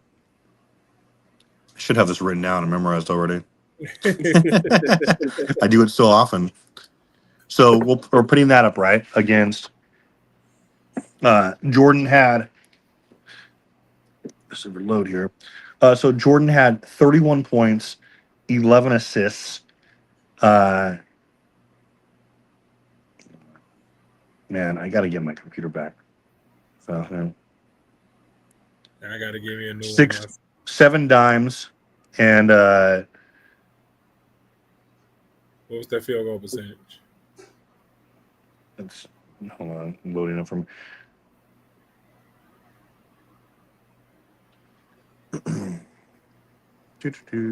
Okay, so he shot 55% from the field. Okay, so he shot 55% from the field. He had almost 3 steals a game, and he had 1.8 blocks.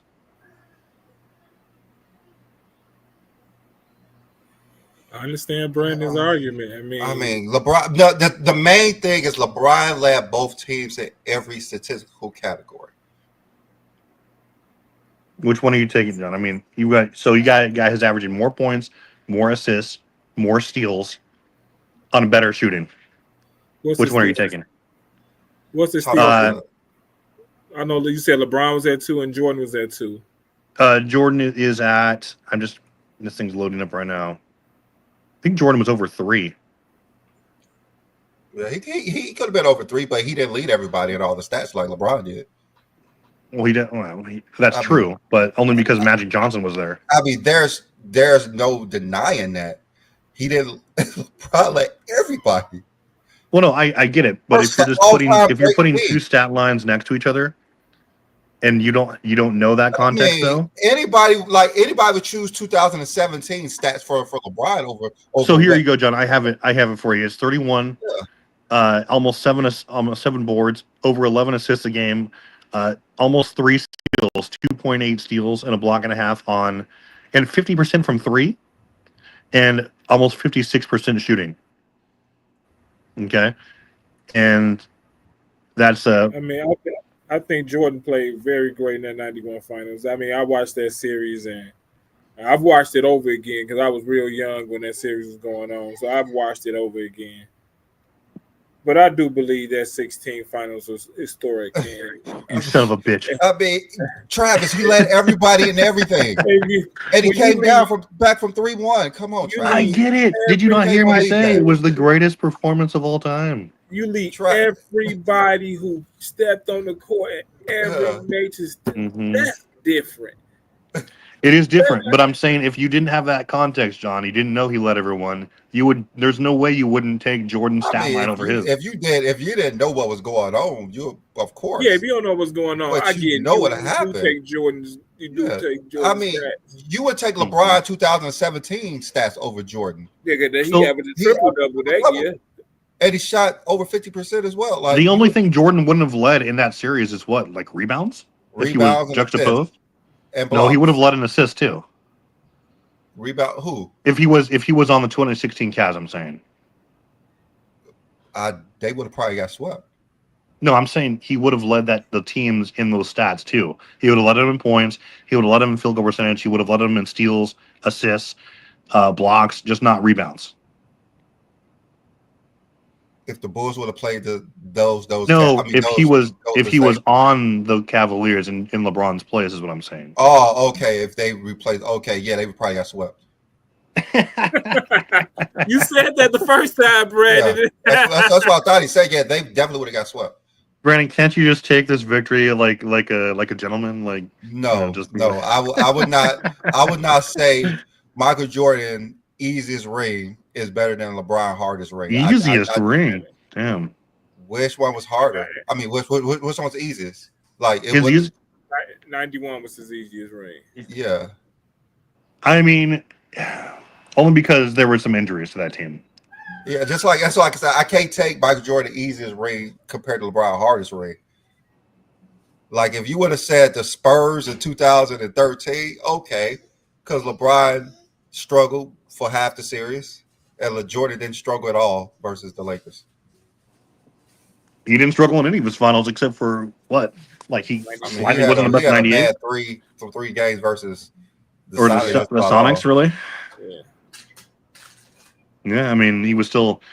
I mean, but Jordan's bad series are like better than like ever almost anyone else's great series. Is like He's what we're Michael talking about. Jordan. He's Michael Of Jordan. course, Yeah, yeah. of course. That's how it is. But I mean, and no, He's take Boss Desk. I am not undecided. I already said I'm changing my goat, but that doesn't mean that I think that he had the best everything of all time you ever. think LeBron had the best career. You think LeBron has the best career. That's why you think he's the greatest Yes, basketball player. he definitely had Not the best career. like best player and best career is different, I Yeah, think. it is. Yeah, I agree with that. I think that. I mean, you can argue LeBron's the best player too, but I mean, I think that it's tough. It's really tough, but Yeah, I think LeBron's the best player, but if someone says Michael Jordan's a better player, I'm not going to argue. But when they say Jordan's the GOAT, that's when I'm going to ask some questions. Like, why do you yeah. think he's the GOAT? Like I said, I mean, Yeah. there's so many. Like I think Kareem, when you re-examine his career, like other than like the last what like 4 years of his career or five, he has the all defensive accolades. What he's second only to like Tim Duncan, right? In total defensive accolades or team selections, he has a 6 MVPs. He should have 3 Finals MVPs. He was Yeah, correct. robbed in 1980. He was completely robbed. I mean, he has uh, his analytics are would be even better if or I mean if they were tracking like the rebounding titles and things like that, block titles. back in his day, or when that before they even started tracking all that stuff. Like he would be, especially he also would have probably 3 or 4 DPOYs if we think about it. You talking about Kareem?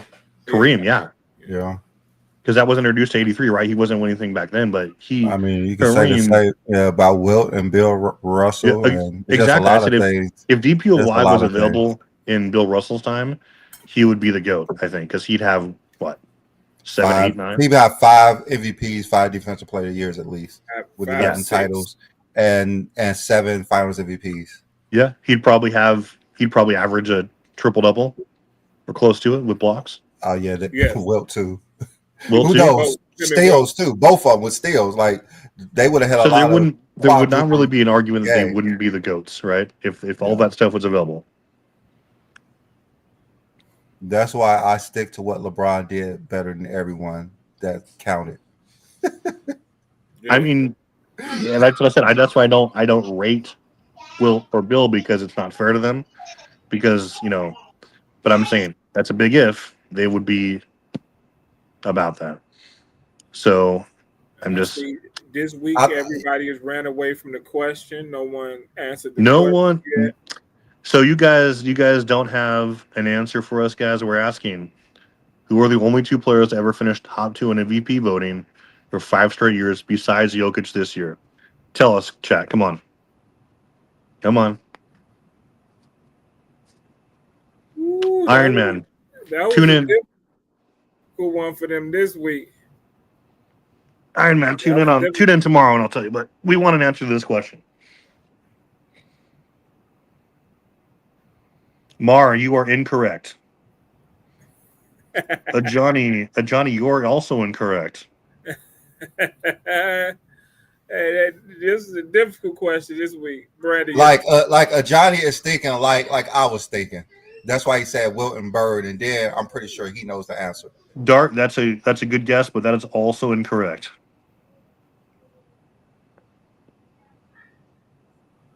And Boss Desk, that's 1 or 2. They finished, not just 2. It's 1 or 2. Obviously. Put it back up. That's the problem with understanding basketball today. Danny Mac, how is LeBron not about top one. 10, bro? Even if you hate the man with a burning passion, what that means you have no criteria. And I challenge you to. I mean, I respect your take sometimes, Danny, but come on, like we can't be foolish like this. I mean, Skip criteria has LeBron as a GOAT, so Yeah, he has a criteria. Hey, you saw when Gilbert Arenas did that whole broke down his own criteria, and he had LeBron as the GOAT. Oh, come on, Johnny. You know that's not right. No, incorrect. But Mar wants the question back up. I just put it up. Jeez. Yeah, Mar. Also, bro, you didn't tell us what you wanted to talk about, dude. I had to make it up. You failed in your duty since you won last week. Don't do that again. Last Joker was the only 2 players ever to finish top 2 in MVP voting for 5 straight years. 5 straight years. I mean, it's only between 3 players. To be honest with you, it's just 3 players that you could think of. Yep. LeBron ain't top 5. Wow, these are some bad takes. Wow, that's based off people's feelings, man. It is their feelings. It's really. But this is if someone gets this, I mean, Brandon and John got the other one really fast. Schooling you guys here. Yeah, I think we need to leave this up and give them a chance to put it on Go James Kingdom Facebook page as the answer to the end of today, because I don't think nobody's going to get it. Yeah, no, I mean, you're probably right. I mean, we could, oh yeah, since we've been talking about the GOAT here, do you want to drop the link for a few minutes, give people maybe 10 minutes to figure it out, then we can get out of here?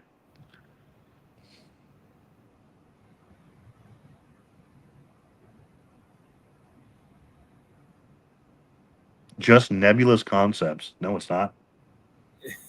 You said he's 8. Boy. He's 8? Like I said, as long as someone has a criteria, I don't care where you have him, but it needs to make sense. It needs to be thorough. Okay, It just need to be consistent for your top tier. consistent. Yeah, You and can't have if you can make it so that LeBron is fitting your criteria and he's number 8, then whatever. But if you don't have it, you're just saying that out of Yeah, I just want them to come up and whatever. tell me their criteria. You don't They have to won't say do why it. LeBron is 8. Just tell me your criteria by rating players. So here, Johnny, Bird was one of them. So let's just give it to them. Bird was one. Yes. Just Who's the think other of who won 3 MVPs in a row and just figure it out. Who won 3 MVPs in a row? Yeah. So right there, you know that's 1, 1, and 1. Peter Badges, how is KD not over Dwayne Wade? I mean, I respect Peter Badges a hell of a lot. KD is a far better player than Wade. They're holding a Johnny. So they're holding him going to Golden State. Yes. A Johnny got it. So now he gets to pick our shit. Yes. All right, King Speech. What is your criteria for the GOAT? Well, my criteria for the GOAT, number one, you've got to at least be the best player and considered the best player in the league at one point. Okay, and best player and one. MVP are two different things. Yes, we know that. I go by the way you dominated the league, how long you were the best player, and what were your best teams, what were your worst teams. So this is what happens now. Okay, hold on. You said you go by the best player and how long you were the best player. Yes, right? That's the number one. So you say you have LeBron as number 8? I got LeBron number 8. Yes, I do. How long do you think LeBron was the best player in the league? I'm going to give him from the time he won his first championship in 2012. So 2012 is the first time he's the best player in the league. And I think he was unseated around 2018. Okay. Temporarily by Kevin Durant. Yes. Okay. His best year. I think Braun was best player for 09. Was it his best year? You got to remember 2018. LeBron had he started the season with Derrick Rose and Dwayne Wade coming off his bench, and he had to trade to half the team because the team was the worst defensive team in the league. So that's in my criteria. I'm going to negate some points from LeBron because of that. When you start off with a team, mind you, that team was also like preseason, like one of the favorites to win the championship. And they got to the finals, yes, and they got washed by Golden State. But they had a lot of struggles to get there, right? So you negate him. Say again? Well, here's my question, Keith Speech. What are the 7 players ahead of him? And because you said your criteria is team or who they faced, is that you said? Well, it's okay. It's a play. It's number one. The first thing I look at: were you the best player? How long? Because how can you be the GOAT without being the best player in the league and be that for a significant amount of time? Okay, right? So 4 MVPs, sure. So my number. So yeah, I mean, I don't do MVPs because we all know, like y'all talking about Nash. Nash was not the best player when he won the MVP. The MVP is a different criteria. Yeah. Right? So who are the 7 other players? Okay, so the 7 players, let's go. MJ, Wilt, Russell, Kareem, Magic, Bird, Kobe. Okay, hold on. When was Bill Russell the best player in the league? That's what I was just about to say. That's the thing. Let's go from 56 until Wilt got to the league and was now the most dominant. I mean, when at was the end Magic of the day, Johnson the best player in the league? Let's go from what in the mid 80s, the mid 80s, 84, 85. Towards like end of the 80s, like 87 through what 90. I don't think Magic was ever better than Larry Bird. I don't think he was ever better than Moses Malone. 87 like 90. Magic. You can say that 87 through 90. It could have been. You hurt your own criteria. Look at this. I'm gonna look at it this way. If you got 2 top heavyweight boxers, right, and they get to the point where they have a trilogy, and I go up again, Tyson Holyfield, if they would have fought in their prime, that's just theoretically Tyson and Muhammad Ali. Like just say they had a trilogy, and Tyson won 2 of those. Would you not give the baddest man on the planet that? That's kind of like Magic beat Bird head to head, and it was a back and forth thing, and that's what I'm saying. You have one win, 3 MVPs in a row. Okay. And then the So other so one- so when now was you- Magic the now best you player in the bringing league? Let's MVP. just get this out the yeah. way. When was Magic the best player in the league?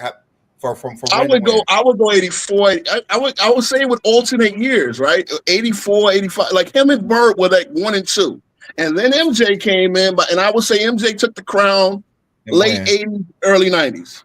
When it like 88 he took the crown. So LeBron is 88 I he took can't the say crown. until he got to the conference finals, maybe 89, 90. Because at that 89, point, MJ's 90. Okay. individual greatness, even though Oh. those guys and remember Bird hurt his back and he was way diminished for the rest of his career, right? So Bird gets out of the picture around 87, 88. 86, Well, I think we had the 87, best something MVP like race of all that. time in '88, right? But it would have been. It's one of them. Yeah. Your criteria is hurting by your argument. Well, here's the thing, though. I'm just saying, like, right yourself. now, what you're saying, LeBron being the best player in the league longer than those players by what you're saying. Yes. Well, MJ had it for when he played from about 89, 90 until 93. Right? So that's 4 years plus 4 years. The last 3 years. That's 7 years. Yes. Well, here's the Now, thing. You have Kobe as your go, right? No, do I have Kobe as my go? No, I wasn't a Kobe fan, and I got Kobe number 7. I have him right ahead of LeBron. There's a reason why. Oh, got it. Okay. How long was Kobe the best player in the league? How long was Kobe the Well, best player? guys, let's let Keith Speech break it all down and not interrupt him because he's trying to give us a criteria, which is fair. Yeah, we're going through his list like he Let's said Kobe. So how long was Kobe the best player in the league? Let him break each player down uninterrupted. Crown in 04, 05, right? I know those teams struggled, but at what point? And see, that's the thing. Now Duncan took over, but I still never felt that Duncan was individually better than Kobe. I felt he was up there, but I didn't feel he was individually better. I don't feel that Kobe lost it until about 2010, 2011. And at that point, I give it to LeBron because LeBron had to have one championship to take the best in the world. Like, how can you be the best in the world without the belt? That's like I'm looking at it in boxing, right? You can't say you're the best boxer in the world until you get the belt. You said Jordan was without the belt. You said Jordan was without it. That's true. That is true. Your whole argument hurts. No, see, no, it's not. It's not because I was waiting on you to say this. All right. I have been waiting on you to say Great. Okay, who won in 90? Who won in 90? It was Isaiah. And Isaiah. If you want to give it to Isaiah, that's fine. You can give it to Isaiah. Okay, then I mean, at this point, Jordan was so like he was just the uncrowned champion. Okay, but Kobe champion. Wow, we are making up. But let me ask you this. How could, if Kobe was still in his prime, how could you give it to LeBron with Kobe being a 5-time champion? Mind you, the first 3 championships, he had 3 championships before his 24th birthday. And I know, here we go, Shaq carried him. We all know that's BS. We all know the Scap attack came on FYF and killed that because we know that Kobe was the MVP of the Western Conference Finals, which everybody knows was a real finals, right? Because we know that San Antonio was that much better than anybody who's coming out of the East. So Kobe doing that as much as he did, again, I was no Kobe fan. I rooted against Kobe. I rooted against MJ. But if I'm going to give the best in the world, you got to have a belt. Now, see, Jordan was the people's champ, I guess, if you want to say that. If we had to wait till 91 to give him the crown. I don't mean to interrupt you. But who was the MVP of the 2016 Eastern Conference Finals? 2016 Eastern Conference Finals, that would be LeBron, of course. That would be LeBron, of course. But who was in it? But wait a minute. The Eastern Conference Finals, who did they play in 2016, sir? Well, it made no difference to me. They didn't play at San Antonio. I mean, you get what I'm saying. We all know that the Western Conference Finals, OKC versus the real main event. Let's just get back on your criteria, so we won't get too far off. Yeah, so we won't get too far off. I don't want to. Yeah. All right. So you said you got to be the best player. Well, here I have a question for King's Speech here, really fast. And I mean, I actually agree with you a little bit there that Kobe had it. Like Kobe during his 5 rings went through, I would say, some of the tougher competition of all times, especially because he was going through and he was putting up first option numbers in 01 and 02. Not necessarily in 2000. I think Shaq clearly was Yeah, the, 2000. but he Remember, was he's only 20. yeah. So like against the Kings, against the the Spurs, like yeah, he was transcendent. But there's still, I mean, if you're just going by the belt, if you want to talk about like who was the best team or the best guy in the team that won, sure. But I don't think there's an argument for him being a better overall player in any respect than LeBron in 09 or 10. Especially because not only was LeBron the MVP, but every one of his stats dwarfed Kobe's, especially shooting splits, analytics. He had a higher impact on his team. He was doing it with less help. I mean, if you want to say Kobe Arguable. was the best player in the playoffs, sure, especially that finals in 09. But yeah, I mean, I'm still trying to get where he's saying Kobe Bryant was the best player. 09. Would you say 2005? No. I mean, he said 2000 when he was the belt winner in 09, 10. So he was only the best player for 3 years?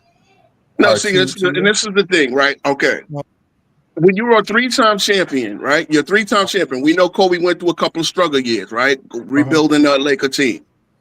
Well, the guy that was winning champions or the guys that were winning like nobody on Detroit would have took the belt in 2004, right? Nobody than Duncan would arguably, you could say Duncan arguably in 05, and then 06 Wade took it, but was he as good as Kobe? Okay, maybe not. 07 Duncan takes it again. 08 Kobe is back on top, gets to the finals, right? Garnett, all these guys. I wanted one of them guys to take the crown, but at this point, Kobe now in his prime, putting up the numbers he's putting as a 3-time champion. So you can't take the belts you already have away. I mean, Kobe. How did Kobe have a belt when he wasn't the best player on his team? That was Shaq. Okay, he was the second best player. Okay, now mind you, I've already said. Hold on, Billy. I already said he was the second best player in the league. Okay, so how when he won those 3 championships? You can't take the crown from him. Like, when did he have it? That's what I'm trying to see when he had it. Okay, that's like the fact that he was the second best player in the league to his own teammate, right?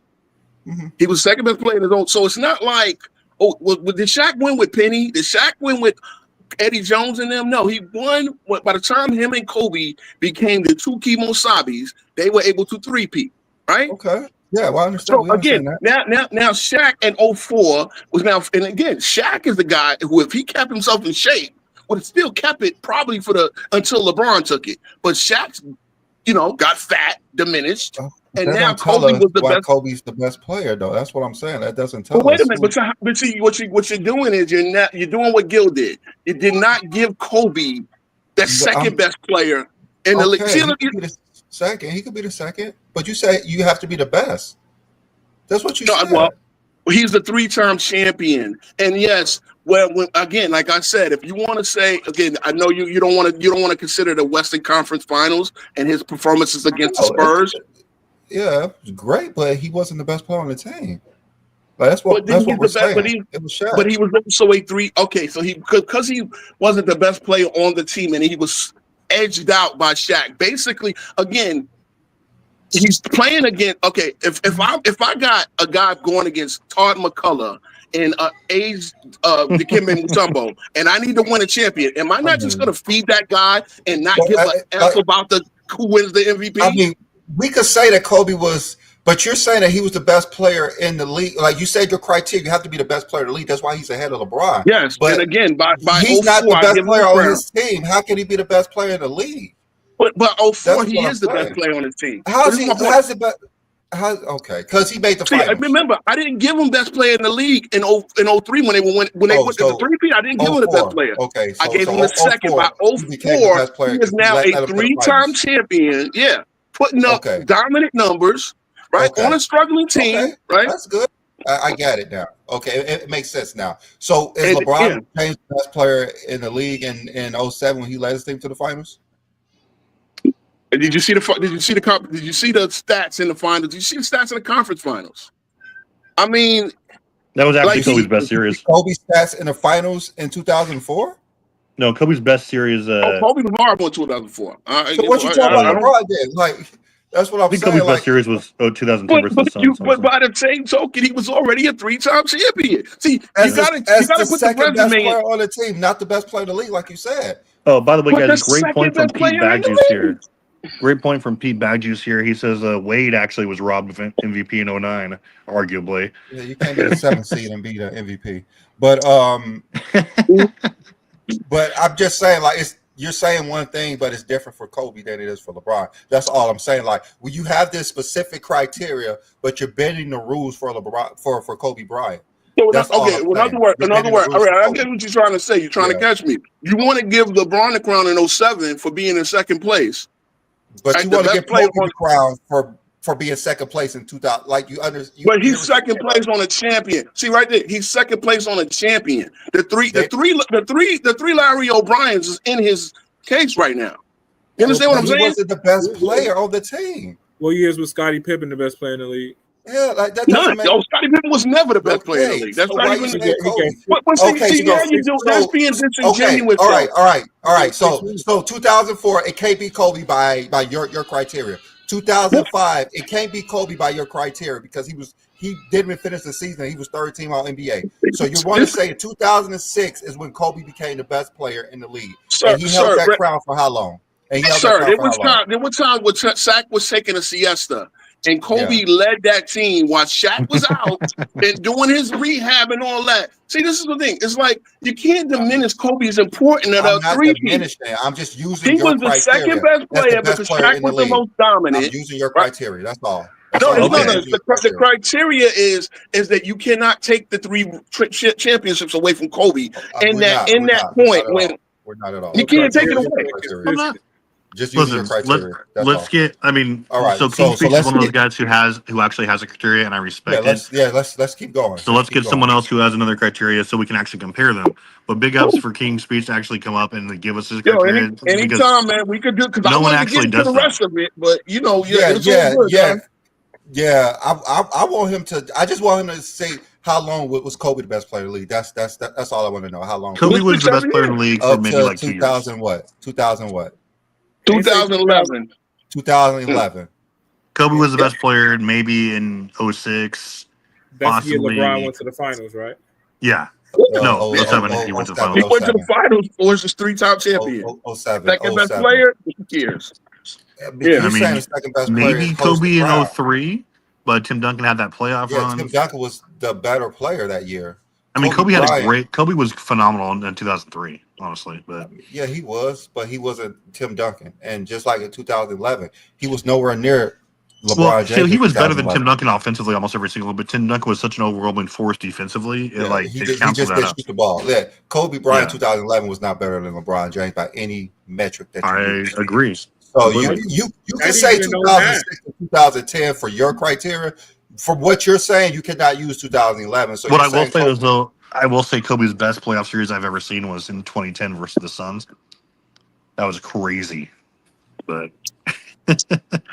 anyway, anyone else want to give their criteria? Because he had Magic ahead of him. I mean, I don't really care, but it's like, I mean, obviously I respectfully disagree, but it's an interesting thing. All I say, if we got a criteria, it needs to be consistent for everybody across the board. Yeah, you've been in you're right. You're right. Matt, see, his thing, my thing about Magic, never had a losing season. 9 Tracy finals. McGrady top 3. Tim Duncan never had a losing season either. Yeah. I got you, but Tim Duncan, I never call Tim Duncan the best. I can call Magic the best. Tim Duncan got 2 MVP. You have Tim Duncan top 5? You know, I got him actually out in my top 15. You son of a bitch. I got my reasons. We'll talk Not later. even top 10 for Timmy? He doesn't believe he was the best player for that long. If you can tell me why Duncan is better than Akeem Olajuwon player for player, I don't want to hear about championships. Player for player. All you talk about is so he was just as easily. He was just as good of a defender. I don't like defender. talk about championships, sir. The first thing I do is how great are you as a player? How dominant are you as a player? 3 championships for Kobe. You just said we can't eliminate Kobe's 3 championships. Because but Kobe was the second best player in the world. Okay, give me another guard during the 3-peat that was better. Give me the best player. Give me another guard that was in Kobe's league in from 2000 to 2002. Give me another guard that was in Kobe's league. Allen Iverson in 2000. Tracy McGrady. Okay, that's one. Tracy McGrady. Mm-hmm. Tracy McGrady never won a playoff series. Trust me, I wanted T-Mac. I wanted I thought you T-Mac. said it's about play. I'm pretty Well, sure it you is, think. but then about to say, see, here's I'm the pretty thing. sure When we you think start Kobe. splitting Hey, hairs, hold on, wait, hold on. sir. Do you think Kobe Bryant was the best player in 2006 without a playoff win, a series win? He was already a three. See, you can't take the. This is my There point. you You go can't again. take the resume away. You said You what can't year? take the resume What away, year? sir. Change your name from King's Speech to Mr. Move the No, Goal. see, I think y'all don't see it. You gotta always The look year, overall, the year. King John. You gotta look overall. The We look resume at is still overall, and there. you're changing everything. No, I'm not. Is No, it just I'm for not. Kobe that you do this? No, first of all, we can go to Bird. We can go to everybody else. Remember, I got Kobe 7. I don't got Kobe 8. My top 5. A lot of people will kill me for not doing that. I mean, by your criteria, LeBron's over Kobe though. He was the number one player for more years. But he okay. He took it in 2012. Here's the problem. I'm gonna give the problem. I got see. You don't get to my negatives. I'm going to take points away from LeBron for a season like 2023, and y'all can say he was 38 or all you want. Again, that was a team that severely underachieved. And again, I'm going to take points when your team's underachieved. They won 33 games, sir. Everyone was hurt. Everyone was hurt. So you want them to play hurt? Like make them play? Like it's bro. You had 5 Hall of Famers on the team. LeBron played 50-something games. 35 plus. They're older players. They're not prime players. Let's go with him. Okay, with him and AD played in that season, their record probably was a losing record. I mean, so when him and AD were healthy, they had a losing record. With those two and Melo and everybody else and Dwight Howard and everybody else, come on, man, you can't go 30. You realize LeBron still averaged almost 30 points a game, 8 assists, I or know 8 boards in his season. He averaged them, but that was a horribly underachieving team. I don't care about his scoring. 2022, not 2023, because 23 they made it to the West Conference Finals. So okay, you're right, 22. You're right, 22. The West. So are you taking points away from Kobe the last 6 years or 5 years he didn't make the playoffs? Not because he was not with him being hurt. Yeah. So those don't count. Not with having a catastrophic injury. Years do not count, right? His first couple of years don't count because he was coming off the bench, right?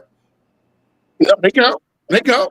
He was just like Kevin Garnett came off the bench his first year. I don't know. I mean, high school, you were in the league with me. Say again. KG started. He started after the All-Star. He started like later in the season when they demoted Christian Laettner. I realized that. But I mean, came off the bench his first 2 years, period. But you're not taking. He was an All-Star in the second year. What I've noticed is that you've taken points away from LeBron, and you ain't did it with no other player in your top 10. Remember, I'm also giving Kobe a strike for the 04 finals where Tayshaun Prince locked him up, right? I'm giving him a strike for 05 and 06, even though he was with Chris Mims and Smush Parker and but I'm giving him a strike for losing seasons. Yes. You said Kobe's the best player in 2004 at first. But he's playing with guys who are fringe players and they had losing seasons. And I'm still taking points away from him for having losing seasons in his prime. Yes. He missed the playoffs. Then I'm taking points. Then I'm talking LeBron has missed the playoffs 4 seasons. In his prime, Kobe missed the playoffs in his prime. Okay, LeBron missed the playoffs this first year with the Lakers, at 33 years old. He wasn't 33. Yes, he was. He was 30. 34. No, remember, LeBron is a December baby. So were you saying that LeBron was in his prime in 2000 and in his first year there? He was still in his prime? Yeah, I would say that. 28. If Jordan did 35. All NBA MVP and all NBA first team defensive. So that don't mean remember, well, if Jordan out of his prime can be all NBA first team defensive and MVP, so what year did LeBron out in his prime? Say again. What year did LeBron come out of his prime? I would say 2020. I would say the first time he got hurt by Solomon Hill. So that season, you're talking what was he, 36, 35, 36? 2020, it's 2021. 21. So he's that means 35, that 36. Remember, LeBron is a December baby, so it's almost like you got to be 90, 85, and then so he's about 36 years old. Yeah, So in 2023, he wasn't in his prime. I would say that. 22, he averaged 30 points per game. That's not being in your prime. Yeah. 22. I mean, no. Yeah. Look, first of all, I will commend LeBron's longevity. It's unmatched. That's His not longevity is unmatched. longevity when you're averaging 30 points. I mean, see the 30 points thing. All right, that's a subjective thing. And again, I'm not going to kill LeBron. LeBron's longevity is amazing. It needs to be studied. 30 points subject. I mean, it's 30 points on a team that is look. I don't want to bring up that word because I believe it's BS. But let's be real. LeBron was stat padding that year. What do stat padding mean? Stat padding when you're sitting here. You're sitting in scoring games when your team is getting scoring points in the fourth quarter when your team is getting blown out. Everybody else is sitting down. You should stop playing when your team losing. You quit. So wait. Bro, I don't care about you scoring 30 points on a 33-win team. You quit when your team is losing. Bro, you should sit down. So you should quit. What do you mean quit? Well, he quit by winning 33 points. People don't know what stat padding means. What do stat padding means? You can't. You said the team was losing and he kept scoring. What are you supposed to do? Stop playing? Let me say something. Let me show one prime example.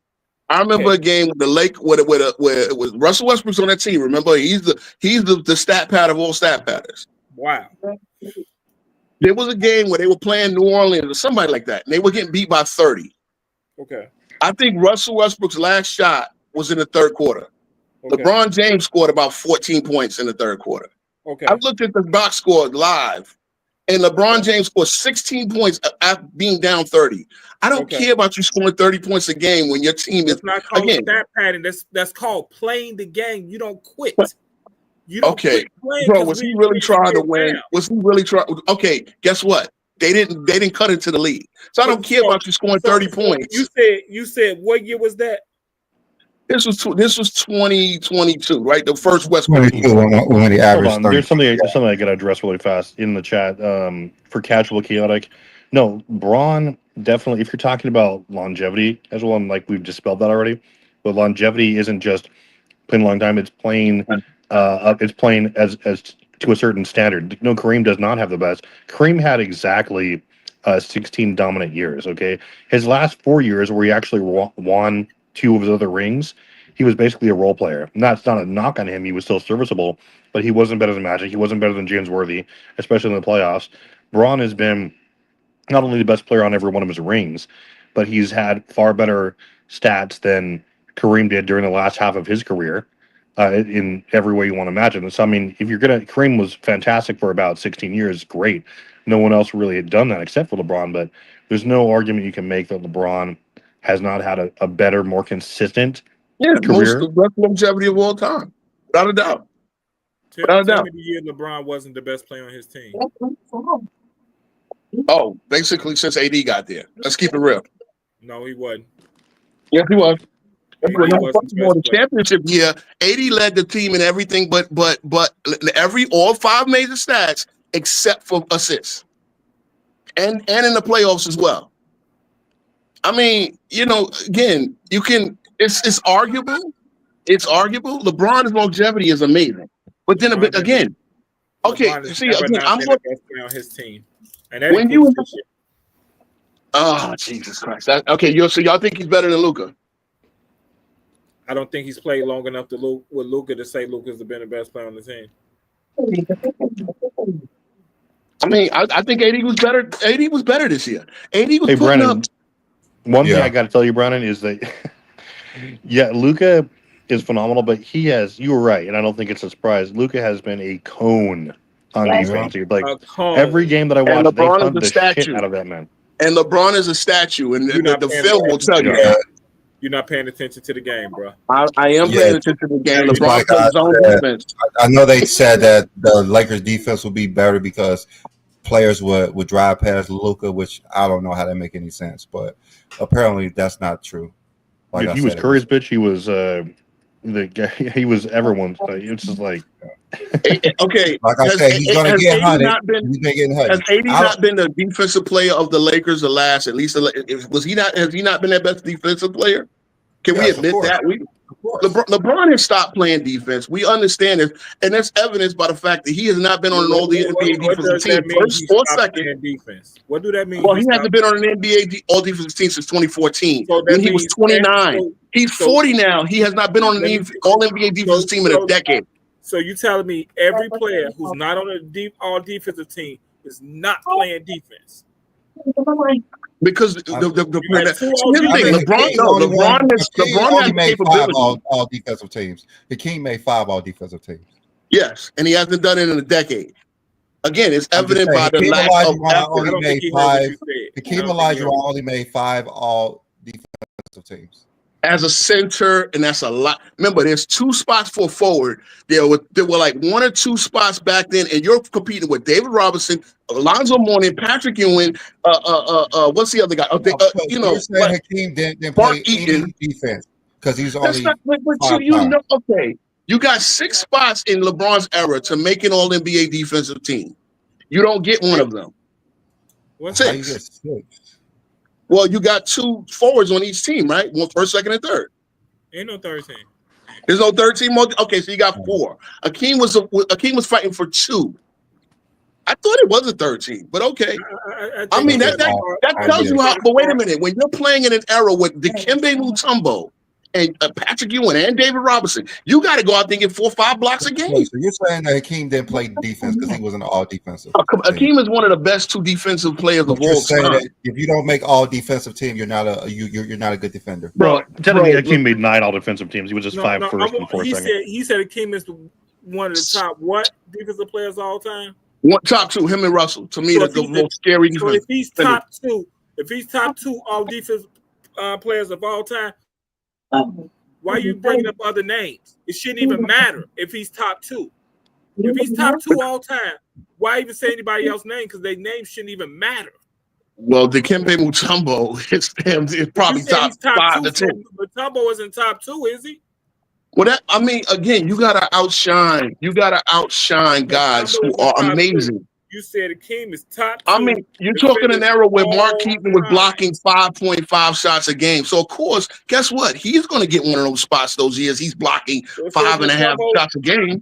Is Mutombo top 2? Well, King's Speech, I think you're forgetting the main point of this King's Speech is that Tracy McGrady is the actual GOAT, and I don't want to hear any other arguments against that.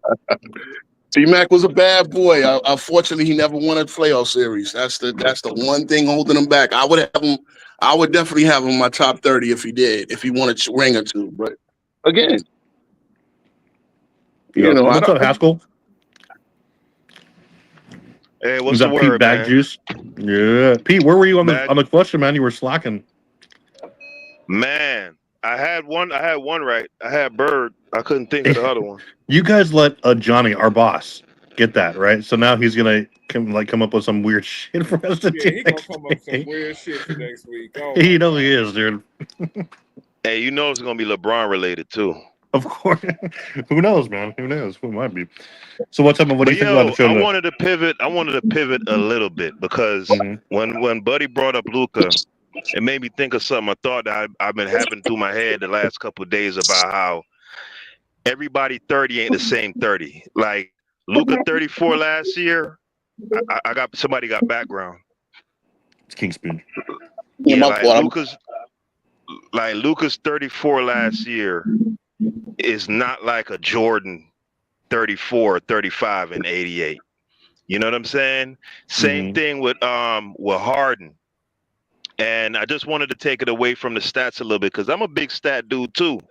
I remember last week we was talking about, the worst playoff meltdowns, and we was bringing up the fact that, if a guy shoots 56% in a playoff series and on high volume averages like 30 plus, that's an obvious sign of like dominance. So I'm into the numbers and all that too, but I'm not a numbers end all be all guy. I do believe in such a thing as intangibles, right? Intangibles are a thing that can't be measured and it's subjective, right? So there's really no way to have a debate regarding intangibles. But I will say this. I don't find players like Luka Doncic, James Harden. Brian I want to Scalabrine. throw I want to throw T Mac in there too. Like, but he's not as bad as them other two. Them dudes, right? Them niggas is gimmicky ass players. Like all that. When you look at that 34 to, that's why sometimes all that he led his team in 5 statistical categories and da da da da da. Mm-hmm. I look at a nigga like Steph Curry, bro. Steph Curry ain't finna lead no team in no 5 statistical categories and all that shit. When I watch that boy play, that boy is the deadliest man out there. Period. Make motherfuckers shit in they goddamn pants. And more than that, he maximizes mid-tier players.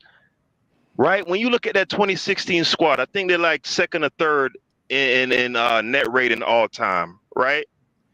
With Klay Thompson, and this is no knock on Klay Thompson, but Klay Thompson is no world beater, right?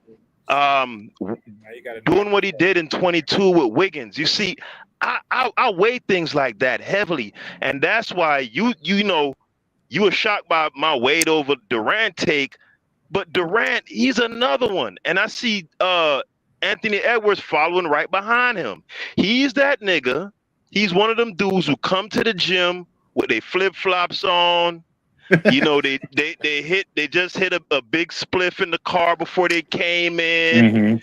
They super cool in a Oprah run type of setting where everything is all good and you got good players. He's the best in the world. Like in a Team USA setting, open gym, you running up and down.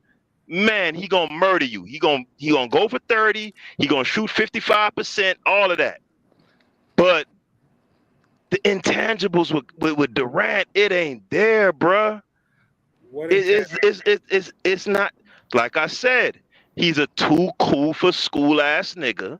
So he's a nigga that makes burner accounts because he getting criticized. And I know you probably look at that as I'm talking about on the court. I think we worry about too much about what these guys do off the court, and let's talk about the basketball on the court. Because you judging something you can't judge it at all because you don't know it. You're coming off the mindset of somebody else saying something and you choosing that. KD is that nigga. Let's stop trying to explain it any other way. He is that dude. He's better than Wade. No, he's not. You can't even explain how he's not better than Wade. Nigga, I can't explain. Dwayne Wade. I'm gonna tell you what you did. I'm gonna tell you what you did. You want to bring intangibles in the conversation because you can't explain it no other way. So you're trying to make up something that you said it yourself. It can't be judged.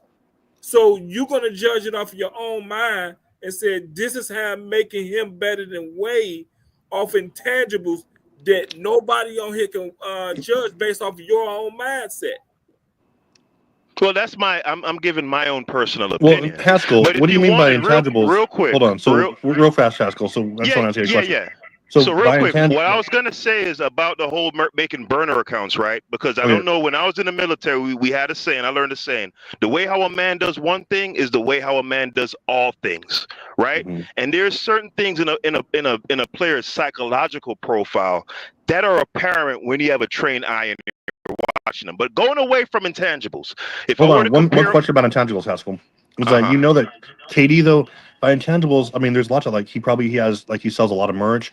Like, he's great in community. He has, like, the best supply of drugs. I'm talking about intangibles on the court. No, you're not. Yeah, like, he'll do cocaine on the floor. Towards impact on winning. He has the finest taste in hookers. Yeah, you're talking about Twitter accounts. You're not talking about basketball. No. Listen, if you want to take it to just basketball alone, right? Because my point about him making the burner accounts is to show that he has a weak constitution. And when I watch him on the court, it comes out on the court also. Again, the way how you do one thing is the way how you do all things. I don't care what you guys want to say, there is a part of the game that is not quantifiable. I don't think anyone can doubt that. But if you want to go to quantifiable evidence, quantifiable elements, excuse me, Wade is a much better passer and playmaker. He is more handsome too. A markedly better defender. Facts. Right? And he led a team to a championship as the undisputed #1 alpha dog. So I'm going to take those 3 things as tangible things over Kevin Durant. Can I ask you what made you come up to that decision that he led a team to a championship? What was that? What decision? What do you mean decision? Didn't he have Shaq Alonzo Mourning? You said Wade was the undisputed. Hey, Wade was the best player in 06. Wade was the best player in 06, without a doubt. He definitely was. No hate on Wade. Averaged 13 points in the finals, bro. Goat. Against Eric Dampier. That's crazy. So 13 points against Sagana Diop and Eric Dampier, bro. So when you said I see what you're saying about KD. I've always said this. I'm a Westbrook fan. If KD had Westbrook mentality on purpose, I told you on purpose. I love the hustle, bro. I've watched him since UCLA. I just like what he does. But if he had Westbrook's mentality, that bulldog, like KD doesn't have the bulldog. You're right. KD is too cool for school.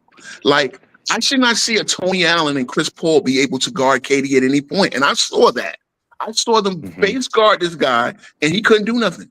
And at 6'11", whatever the hell he lists himself at, KD he doesn't have that bulldog in him. Now he's skilled, but when it comes to skill, I mean, he might be top 2, top 3 skilled players of all time.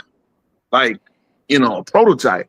But between the weight room, he might have needed some weight room stuff, and he just needs a killer mentality, and he don't necessarily have. Bottom line, you guys have Wade over Durant all time. Is that what you're saying? Oh, I don't know. I haven't even got that far down my list, especially considering the new players like that. Because I made my list back in 2010, and like those guys were still playing. They still had stuff to make that add to that attributes. I did put LeBron in. You said I made mine in 2010, and then I considered LeBron's his run. I apologize for my take on yours because back in 2010, so you ain't got an updated list, so it explains everything. No, I do have an updated list. I did put guys like LeBron in there because their greatness has been so undeniable, and I put it in considerate of guys that completed their careers, right? Again, I've always said this, LeBron's career is still going. And the problem is, here's the thing, I'm going to negate him only getting out of the first round in the Western Conference 2 years out of 6. Now, if they get knocked out in the first round, that's another strike against him. He has Luka on his team. If you're going to knock him for that, Jordan didn't get out the first round for 3 years. I got you, but where's the Luka AD? Where was the Luka AD on those teams, sir? Where were the Luka or AD on those teams, sir? Once again, what you're doing is nitpicking. I've listened to but if you're gonna do that, then I'm also gonna consider the LeBron. I don't fault LeBron for not getting to the playoffs his first 2 years. LeBron's career. It's not nitpicking. Yes, you have. It's not because, sir, this is the GOAT list. This is the great. See, that in your top 7. But wait, sir, you're comparing him to a Bill Russell who won 11 out of 13 years. You nitpicked it. You're steady nitpicking LeBron's career, and you're not equal. If you want to nitpick, no, I am. No, trust me, I am. Trust me, I am. I'm nitpicking. As long as you fair to every player on your list the same way. That's complete. all I ask for is consistency. And complete. You told me about a game with LeBron, so I want you to tell me about games with every player that you name, so we can know you're being consistent. Great. I can tell you about series with LeBron. I can tell you about a lot of things. LeBron, again, you're talking every player, not just LeBron. Every player has had bad games. You have not. You said Magic Johnson was on your list, right? Magic Johnson's on my list. Yes. So you realize that Magic Johnson, I don't care about playoff losses, but he was he was never the best player in his own team except for maybe 87, and that includes when they were winning championships. Do you think he wasn't the best player in 85? No, I'd definitely give that to either Kareem or Worthy too. I mean, he was the leader, right? Playoffs, Magic Johnson averaged 16 assists almost. No, 15.2. I think that's a record. He never had. I mean, that versus 4 turnovers. I mean, he was so dominant. And again, I'm going to look at it. You want to talk about intangibles? Magic is one of the few players that could dominate without taking 10 shots. He could dominate a game not taking 10 shots. Like, Yeah, but again, Magic Johnson. Magic Johnson. And if you want to say Magic Kareem Johnson was the great, best but player in also he 85, was- I got to go back and really, really look. But Magic Yeah, in but 85. he also for like the majority of his rings, he had the most help in NBA history, dude.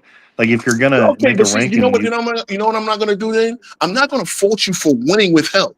The same way I'm not going to fault LeBron for winning with help, because LeBron had a ton of help in all of his championship runs, right? Mm-hmm.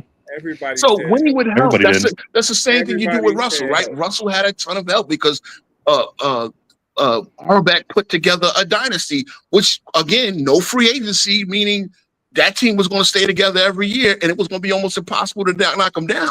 But again, guess what? They didn't win before Russell. They didn't win after Russell retired, and they still had a deep team there. So Russell was the main battery in an 11 championship winning dynasty. So I'm not gonna just say, oh, you had help. So that's the Kobe Shaq argument. Stupid. So King Speech, if we had 10 players, if we just had like 10 resumes on the ground, right, of 10 players, and I picked up two of them, right, and I read off one of the players' resumes that said, hey, this guy has 4 MVPs, 4 Finals MVPs. He has 6 All Defensive First Teams. He's averaged 27, 8, and 6 on 52% shooting for his career. Player B has 3 MVPs, 3 Finals MVPs, and he averages 19, 11, and like 6 for his career. He's analytically inferior to player A. He doesn't have as much of an impact, and he had a lot more help for his career. Which player are you ranking higher just based off that? I'm going to see again. I'm going to look over a lot of context, and I know they played this game on Gil's Arena. It's not like name to match the resume, so I'm not even going to try to guess. But what I'm going to do is I'm going to look at the totality of the career, because that's one thing I cannot do is just go, okay, all great accolades versus nothing. I'm going to see which player had more help, which player had. If you had losing seasons as one of the GOATs, that's going to knock against you a little bit. It's going to knock against you. Because again, we're talking GOAT. There's a reason, how many Hall of Famers, it's a lot of stuff that goes into that. It's not an exact science. You're right. So, losing seasons, though, that depends on your help entirely. Like LeBron had zero help. Okay, when I say you have a losing season, when you have adequate help, see, again, the first 2 years with LeBron, I'm not going to kill him for that. Even though Zydrunas Ilgauskas was technically an all-star in one of those seasons, I'm not going to kill him for that. The guy wasn't even 20 years old yet. But when you have losing seasons in the prime of your career with an AD on your team, and AD was hurt for 41 games, but you still had a losing record when AD played, I'm going to take that against you. I'm going to, because mind you, you in yourself said this team. AD had losing seasons before he got to LeBron. Okay, you're right. AD was with a terrible New Orleans franchise, and AD is not on my GOAT list. You understand what I'm saying? He's not on my greatest of all time list. See, greatest of all time and great right now, those are two different things as well. You contradict everything you say. Nah, that's not. No, because you got to understand, you're not looking at the fact. And then I let you talk, and then you'll contradict what you just said. You keep doing it. You can. No, sir. No, because I think you don't realize it's greatest right now. Because I like to listen. That's why I'm quiet. Okay, Joker is the greatest, right? Joker's the best player right now, right? Joker's the best player right now, right?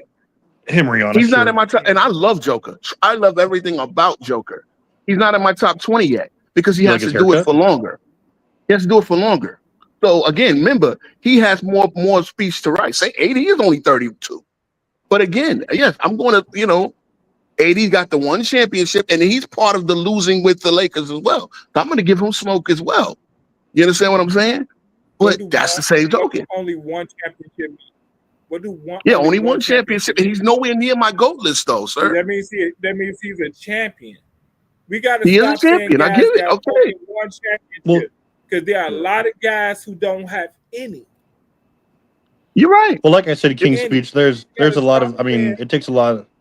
It's great to have a criteria, and like I said, I just agree to disagree with a lot of that because I don't believe that losing factors into the GOAT debate whatsoever because it's so dependent on your team setup, situation, health, who you're playing, what the odds are. That's Yeah, true. you can That's impact fair. it, but like I really think the only real definition is what you actually do on the court yourself.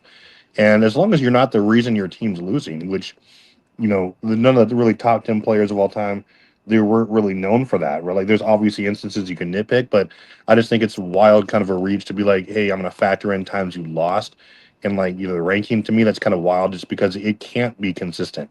Because you're not going to do it with Bird, you're not going to do it with Magic, you're not going to do it with But someone like guess what? Hakeem. Those guys didn't have, but Bird and Magic didn't have losing seasons. They And had Hakeem, winning records. I mean, when I say losing seasons, I mean yeah, you they have were also drafted the two of the best teams of all time. I get that part as well. I'm going to take that into a factor as well. But again, what did you do? Again, one like Boston Hakeem was lost like in the first round, like 5 different times, 6 different times. Again, I'll take losing in the first round over not making a playoff. See, again, that's the one thing. That's why I have Bird over Kobe, because Bird never missed the playoffs and Kobe did. So that, I mean, again, and then you take the end of his career when he was just there to pretty much usher in a new era. That's another factor. But again, I'm going to look at one thing. I'm going to look at your best team. Which one is your most dominant team? Because one thing I like to do. Everybody loves the GOAT players. I like to look at the top 10 GOAT teams of all time. You got the '86 Celtics. That was a hallmark team. You got the 2017 Bobcats Lakers. were the best team of all time.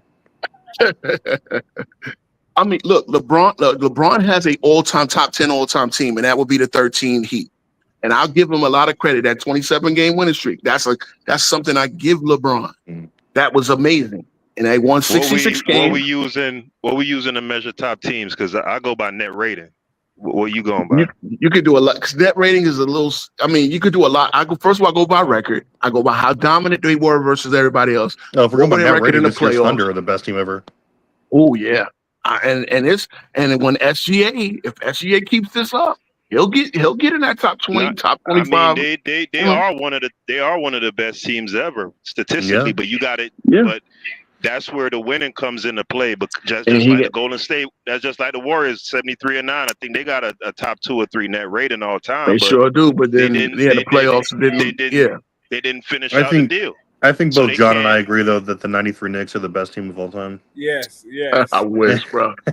I wish. But you hurt my heart with that one. 2-0 on the Bulls that year. You hurt my heart with that remember one. that fun fact about the Knicks there, John? The '93 Knicks? The trivia question? Now, see, look. Patrick Ewing is my main man, $100,000. Y'all give me another player that's in that top 50, top 35, who never played with another. Matter of fact, Ewing did play with one other Hall of Famer in his career. And that was Mo Cheeks in '91 for a couple of months. And they traded away Rod Strickland to get Mo Cheeks there. I mean, Ewing has to get a lot. Like a lot of people that just dismiss Ewing, but Ewing never played with another Hall of Famer other than Mo Cheeks. And that, again, they should have kept Rod Strickland. They would have probably beat the Bulls at one point. Rod Strickland didn't he play with it wasn't Charles Oakley a Hall of Famer? No. Not even Hell close. nah. Not even close. What? I thought he was. Oakland's my man. Hell nah, man. Look, no hate on Oakley, though. Once Ewing had that injury, though, he fell off. Well, he had bad knees his whole career. Chris he played Childs, through we got Chris Childs, Allen Houston. We got pretty well. Allen Houston was the GOAT. Well, yeah, I mean, see, you got to factor a lot of things in there, man. It's not. Again, I've said this on this channel. It's not an exact science. It's subjective. There's no right answer. But again, I'm going to consider a lot of things. And again, I have all the right answers. If I'm splitting hairs, again, see, Will is another curious case. Will, a lot of people don't realize when his team moved to San Francisco, that the coach retired. And two of his like Paul Arizin and somebody else retired, right? Those were two of his best players because they didn't want to move to San Francisco. They didn't want to move to San Francisco because they weren't getting paid millions to go move to San Francisco. So they said, I'll just hang it up and I'll stay here in Philly. Wilt had to go over there with a bad team. And that gets factored in. So until he got back to Philly, they never had another great team, Yeah. And that gets factored into I've said this too, but winning. like John's heard me say this a million times, is that like with Wilt, it's so subjective, but like if everything was equal, all the awards were available for Wilt and Bill over there, like they'd be the goats. Like we wouldn't even have this conversation. They would We have wouldn't everything even have in this perpetuity. conversation at all. Yep, can't You, do you it. know See, what? that's why I always say I look at the '60s as a completely different sport. I know I pissed Buddy off the other night with that when I said it, but I just look at it's just too different a game. Like you could look at the '80s compared to now and see and say, yeah, it's a different game, or even the '90s, but the pace is still pretty much Pace is within. crazy, so it takes the numbers No, down. Yeah. no. Well, I'm not saying I'm saying comparing the '80s to now or the '90s to now, the pace isn't that different. Even though the game, you can look at it and see that it is appreciably different just looking at it, but it's still close enough. It's still within the same within the same ballpark to where you can reasonably make some sort of comparison. When I look at the '60s compared to like '90s or even today's basketball, it's literally like another galaxy or another dimension. Like That's true. I mean, you got 100. to remember the league was trying to survive. Remember, college basketball was the bigger sport than pro basketball. The league was trying to survive back in those days. They weren't making the millions that they were making now, and they had everyone to, was working 2 jobs. Yeah, they were working 2 jobs because $6,000. I mean, Wilt and them got paid handsomely, but the average player was not getting paid that much. So he got to go take another job in the off season, and that's when you say plumbers and firemen. It's not fair because they were great basketball players. It's like in the NBA now. They got to go play over Russia. People find that but it's literally true. It's literally true. But most of those guys were like gym teachers or something like that. Has the fastest pace? I want to say the '60s off top. It was the '60s. It was the '60s. I was just checking to make sure because you had said something in there that didn't match that pace because the '60s had a very high pace. So I need you to add that into your conversation. That's all I say. Okay. No, that's what I'm saying. But think about this, that's part of the reason. That's a big part of the reason why I look at it as almost like a different sport. When you're running up and down a court at 130 possessions per 100. I mean, and you're shooting 40%. The league on average is shooting like 40%. How do I compare that? I just don't know where to start. It's crazy, and the numbers get skewed. But think about this: Wilt Chamberlain played 48 point something minutes, right? In 62, yep, every minute of every game. He's making those 130 trips back in. It's the same length court. It's the same. And I get it. You want to say he's not? No, Wilt Chamberlain was a thoroughbred. Wilt Chamberlain. I mean, damn, his DNA should have been kept like. Remember how they kept Superman's lock of hair? Pretty sure it was in like 10,000 women. So I'm sure he's out there. Nah, 20,000. Don't short that, man. Oh, sorry. Yeah, 20,000 at least. Wilt was an animal, bro. Wilt was like the sprints, the high jump. I mean, he was just, again, him, LeBron, and Shaq are the most physically gifted specimens I've ever seen play this game. So I'm going to look at all of that as well, man. But what about Rasheed Wallace? Rasheed's my man too. I love Rasheed Wallace. He should be the best power forward of all time. He should be. He should be. But boy, Rasheed was he just melted down a Portland. Just so you know, you say that about Rasheed. He actually won a lawsuit due to that because they were giving him technical fouls and lost money for things he shouldn't have lost. He talked about that on Gil's Arena. The NBA actually gave him that money back. Thank you. Wow. Thank you.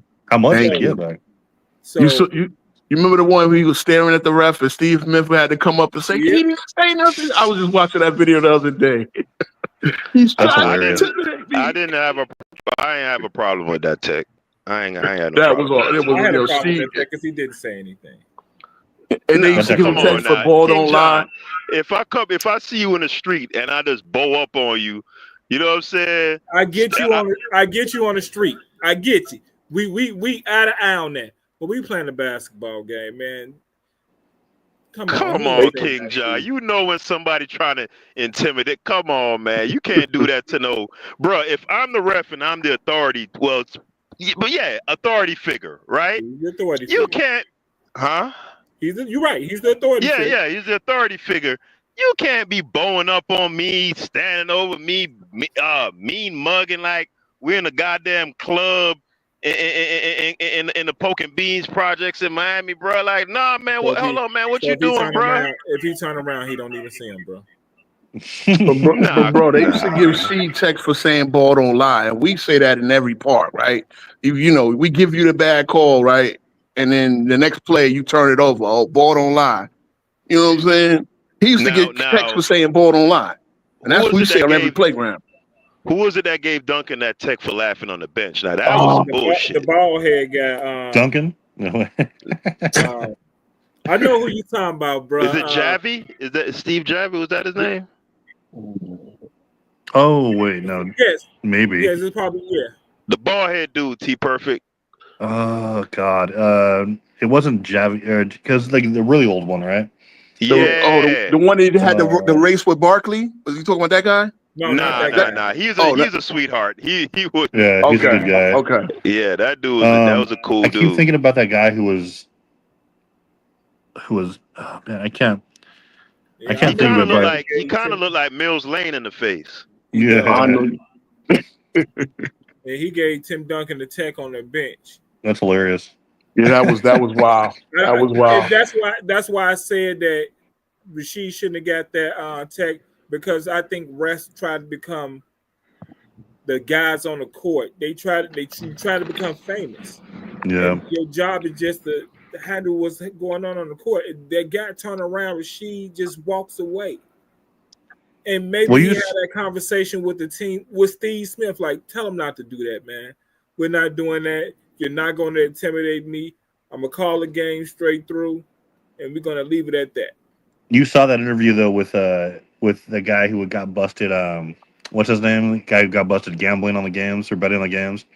Oh, Donnie. Yeah, Donnie, yeah, he did an interview where he said that we used to regularly do that to guys like Iverson because we Yes. hated their attitudes and we decided to call him for like palming the ball, and like he asked me why we were doing this and we told him basically to shut up and he knew why, and like they were just punking different players because they didn't like him, like they were admitting this just like out in the open. Awful Pretty thing. much. When I commented on that, Joey Crawford. Yep, that's his name. Joey Crawford. I said, Crawford, okay. I commented on that video. I said they need to drop this guy in South Philly. Jack. They need to drop this guy in West Philadelphia with $5 in his pocket and no cell phone as punishment for that. And let's see what he talk about intimidation. Come on, man. Yeah, man, that would suck. But hey, good combo, guy. You out of there? Yeah, we got. I got to drop off. I'm down to 2%, and I ain't got no charger. All right, man. Good combo, Good guys. talk. Everybody, all right. Please come watch us tomorrow. Go James Kingdom. We all gonna be there. We're gonna continue. All right, I'll definitely be there. All right. Yeah, absolutely. We got a winner. It's a Johnny. He's gonna have some words for us probably about what we're gonna do next week. And we didn't. We're gonna revamp the debate section. You guys, like, we didn't really do it today. We got talking. We had some good conversations though. Really good conversations today. Really about what they wanted to talk about. And so next week we're gonna revamp the debate, saying so Johnny's either gonna tell us what to talk about, and we're gonna do that for the first part. Or he's going to join us and debate us on what he decides that we're going to debate on. And so, or what we decided we're going to debate on. And so we'll have that show. But yeah, it's anyone, I guess, he got the debate question and we'll have another one next week. So you guys bring your A games and try to get the question before someone else does. But we've been on here for about 3 hours. Probably got stuff to do. Are you there, Billy? Yeah, Brandon's dead. Yeah, I think he stepped away. You stepped away, but any final thoughts there, Pete Haskell or Pete Bagjuice? No, not really. I was gonna ask you guys, like, what's up with Luka, man? Like, even offensively, I don't know. Is it because he's gotten bigger? I'm not impressed. I don't know. Luka, I think it's just I think it's really just that's mental. I think Yeah, it's mental. He's you can see him like he said like he's tired of like they're coming after him. They're hunting him every game. That's got to take a toll.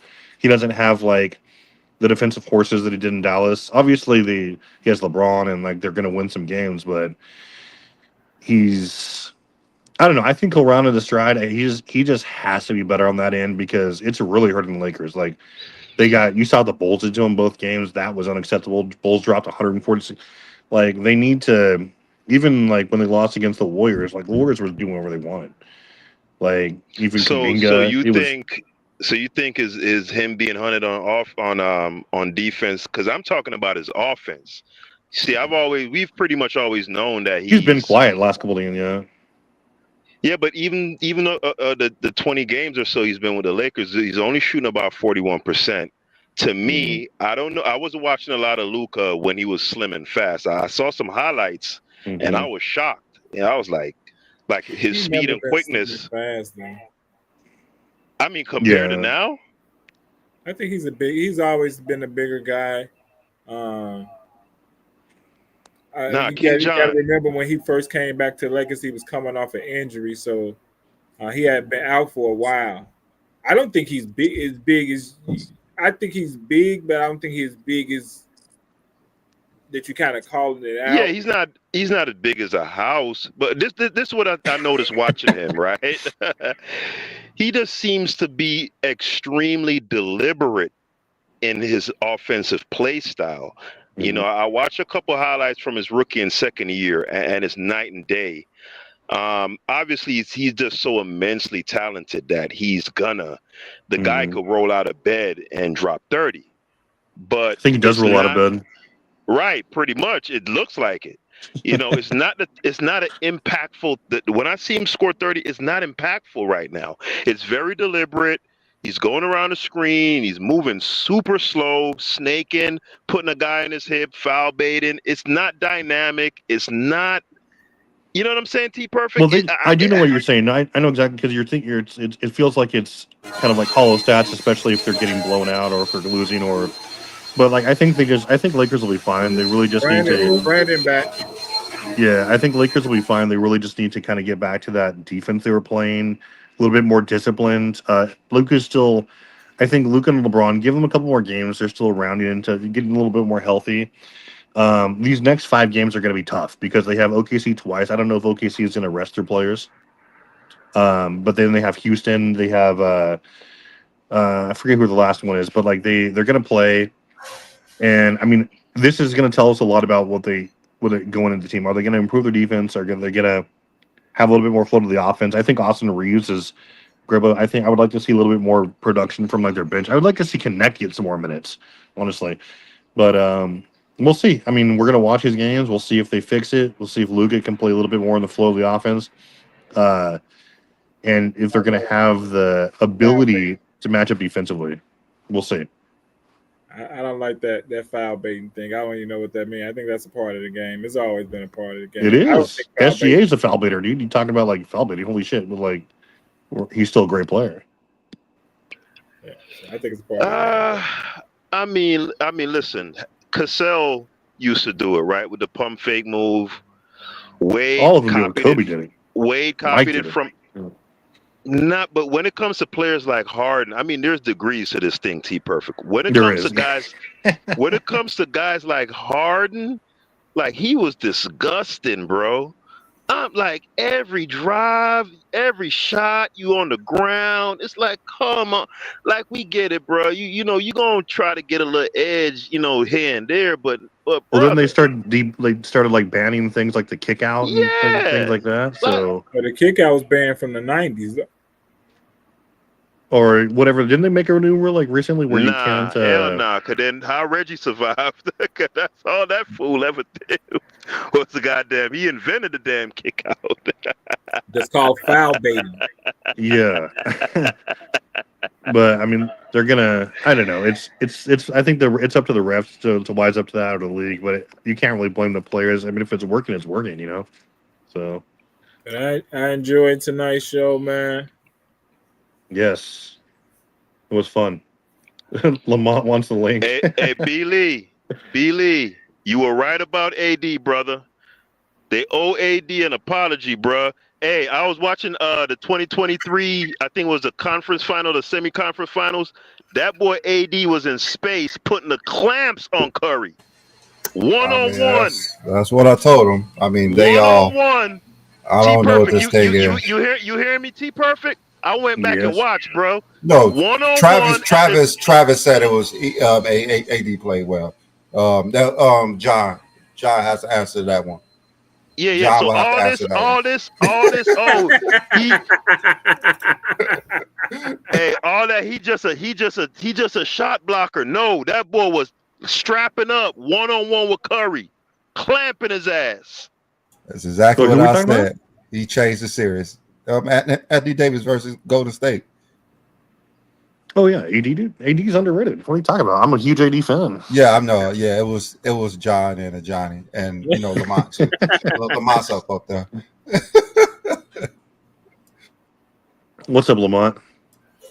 Nothing, man. Well, hold on. What did you say I said about AD? That you guys dated for a while? Yeah, that he wasn't a good team defender, Hell and nah. Luka was going to make their defense better. No, than that's not Anthony what I said. I never said that. Well, I have the time stamp in the quote. What I said was when AD is in drop coverage, teams are bad defenses. That's just it. Now, at the end of the day, why the Lakers were in drop coverage, I can only assume is because AD wanted additional rest on the defensive end so he could be a great scorer on the other end. But at the end of the day, as long as the Lakers stayed in drop, they were going to be a horrible defense. And AD is not a great drop defender. So I don't know how you slice that any different way. When they're not playing drop, they're a decent defense. When they are playing drop, they're horrible. It's the worst defense in the world. To be honest, we So, actually there's no way to admitted slice that it. was correct. And like we saw their defense improve drastically over like when they traded them. All you have to do, so I don't know why, and I can only assume they were always in drop because that's what AD wanted. Could be a coaching thing. It could be, but at the end of the day, you always cater to your best players. If that's what made him happy and you got the most out of him on the offensive end because he was in drop and you could rest him a little bit, maybe that's what you do. And maybe that's one of the reasons why they were so quick to trade him. Obviously, it was Luka, but I mean, look at Jeannie Buss, what she said. She said he was crying. He was crying for a 5 the whole time. So at the end of the day, I don't know what was going on. I just know that as long as he was in drop, they were trash. And that's facts. It's be Dallas in 5. No word. We got Hey, it. Lamont, you said, and I quote, is at the 2 hour and 28 minutes, on the show titled when y'all was talking about AD. I'll get the title later. You said, and I quote, AD is always sagging and dropping off of Jokic because he has zero lateral movement.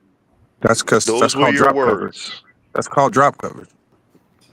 And he was in drop because he has zero bro, listen to what I'm saying. movement. Bro, no, I never said why I can't explain why they were in drop. Drop is a team scheme. Drop isn't an individual scheme for one person. Drop is for the entire team. So if your scheme is revolved around drop coverage, well, AD in drop coverage was not given very much effort. That's factual. He was being lazy. He stayed in drop. He did not give significant help. Guys were fighting over screens, and he wasn't really there blitzing or trying to blow them up. He was just dropping into the lane, and guards would torch the Lakers in the paint. That's on film. And there's probably over 50 to 60 games that prove that. You can literally, I mean, how many games do we got to see from the last 2 years of Lakers being in drop and guards walking into the lane, cooking them, from the bum guards to the elite guards? So all I'm saying is there's no way to slice it. And so what we saw was AD not giving much effort. He wasn't moving laterally, especially versus Jokic. He wasn't contesting the 3-point line. What do you want me to do with that? Are you saying that that's not true? Are you saying that he was giving extreme effort? What are you saying? Are you saying that you saw something? I'm just going by your words, brother. But my words were my words, true or false? Was AD great laterally while he was zero? No, listen to what I'm saying. Was AD great laterally in drop coverage? Yes or no? The zero lateral movement comment Was AD great is laterally? Listen to my I'm question. Was AD I'm great listening. laterally in drop coverage? Yes or no? Yeah, but again, it's not an interrogation. You have to let me answer the question how I want to answer the question, right? So you're not prosecution, and I'm not on trial. So saying the man has zero lateral movement is absurdity. Like it's completely hyperbolic and ridiculous. So you didn't answer the question. What was his question?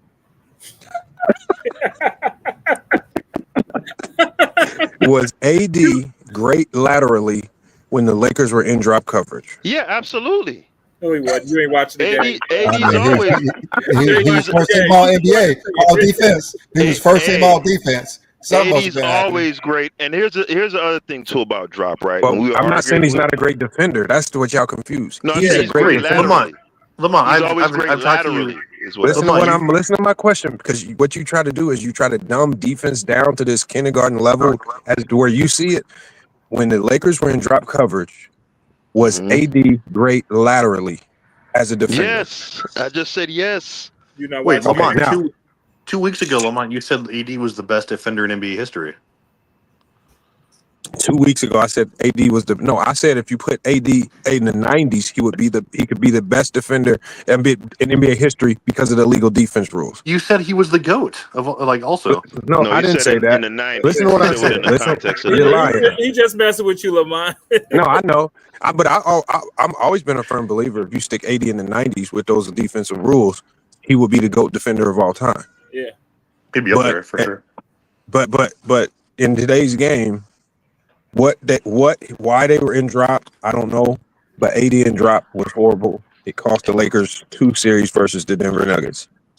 I just don't know how to slice. He wanted Lamont. It had to be something he wanted. It had to be because they were just too horrible. It was just bad. And No, for what Peter Baggage to cost say he him? was great laterally out of drop coverage. He's Wow. great. He's That always whole great defense laterally. wasn't that great. You can't Can't be. blame everything on AD. You can't be That's not great blaming it on laterally. AD, but the problem, B. Lee, is this. When you go into drop coverage, that's AD basically being the target focal point of every offense. So at the end of the day, if you go into drop coverage, you by default become the primary target for every guard in the league. Yeah, I think you're I mean, exaggerating. I You're mean, exaggerating. like that. they were guards were Yeah. were slicing up everybody on that team. It wasn't just No, I'm not saying they weren't slicing everybody up, but listen to what Here I'm we saying. go. Like When you just go into to drop, blame it on Anthony Davis. it's not ready for this, blaming John? Anthony I know you Davis. It's just saying, I'm like, blaming the scheme. that It's just because the defense- scheme put Anthony Davis in a bad situation, don't mean I'm blaming Anthony Davis. The drop coverage scheme basically put a green light on Anthony Davis's head where guards were attacking the middle of the floor and AD just happened to be there. It could have been it could have been LeBron. Whoever was going in the drop was going to have a big green light on top of their head and they was going to get targeted. It just so happened to be AD. Like I don't pick and choose. I'm not being biased. It's just when they were in that coverage, it was just bad. Did Murray light him up in Yes, Murray what was would that, come 20 off of pin down screens. hold Jokic on. was coming off pin Hold down on. screens. Hold on. That series, I believe, was that 24 where you guys were leading in every game going into the fourth quarter? That was 2024, right? Conference finals? That was last year. That was last year, right? So in that series, I probably go look it up. I don't remember Murray like going crazy. Another thing I want to say about drop, right? The type of drop that AD plays is not the same type of drop that a LaMarcus Aldridge or a Jokic would play. What? Right? Give me Hold the on. other variation of drop. What is it called? Well, there are different depths on drops, right? No, it's not. Not all. No. Yes, there is. Yes, there is. Bro, what are you talking about? Because well, if you let me speak, I'll tell you. Bro, Now, Peter, why do you gotta lie about stuff, man? I'm not lying. Drop is drop. There is no degree of drop. It's just yes, hard drop. there is. Yes, there is. Yes, there is. If I'm not at the level of the screen, technically I am in a drop. No. Right? Yes. If Bro, I'm not in, if I don't I'm not, think you know what this stuff is, man. If we're not, I'm listening to him. if we're not icing the screen, You don't even know what icing the screen is. Yes, I You can't. do. First of all, Yes, I hold on. do. First of all, icing the screen is you can't. It doesn't even apply here because you cannot ice anything going to the middle of the floor. To the You middle. can I only know it's on the the only side. hold on. No, let's Peter back. You can only ice when the guards are driving away from the middle. I'm only talking Right. When you're about. running I'm, side pick and roll. So you're hold talking on. First of strictly all, no, middle. hold on, Peter back juice. First, the Lakers are an ice team. Whenever guards drive away from the middle, they always go into They, ice. That's not drop. So first of all, you're talking about mm-hmm. icing and dropping. Those are the No. polar I opposites. wasn't comparing the two. I said Why you I was bring up gonna ice make and a they have point. nothing to You do have with to, each other? Lamont, but you have to stop talking for at least 3 seconds for me to get a But word this out is how we know you don't know edgewise. what you're talking about. Because You have ice to. and drop are polar I opposites. didn't. I didn't compare the two. I was going somewhere. Okay, so I why said why, if why bring up the ice? Lamont, because I'm going somewhere. I'm making a point. Oh If you're not God! in, if you're not in ice, What? or be The Lakers are quiet. always in ice. Lamont, be quiet. Be What are you quiet. talking about? I'm making a point. I'm not talking You, about the you Lakers. The uh, Lakers specifically. so ice and Brother, brother, what are can you? I get out 5 words?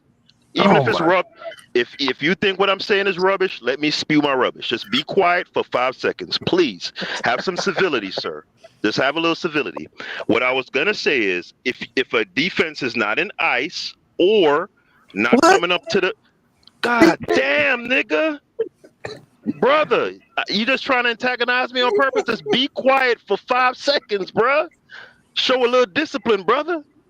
Again, there are only so many coverages you can play in a pick and roll. If you're not in ice and you're not at the level of the screen, quote unquote, blowing it up, as you would say, then you're going to be in some form of a drop.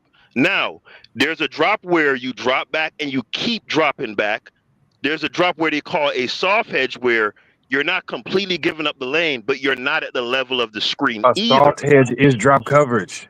It is technically, but it's not the same as somebody drop back 5, 6, 7 feet. You have drop like the type Oh of my drop that God! Jokic plays, the type of drop that Jokic. All right, so the type of drop that AD would play, he's not at the level of the screen, right? So it's a soft hedge, but he's still in a position to where if that guard pulls up, he can contest that shot. Not the That's same with a what I'm player like, saying. He's not contesting it. but it's That's not. that's the That's a whole issue. lie. That's a Oh my lie. God! So what happened against the Warriors when he was guarding Okay, Curry time and time again in space?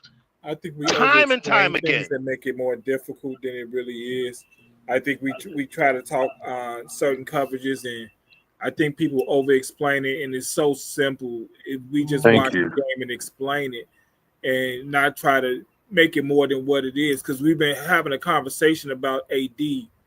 The conversation was AD and the Lakers, and then when he challenged you, you Hmm. wanted to make it about something else when we literally having a conversation about AD and the Lakers.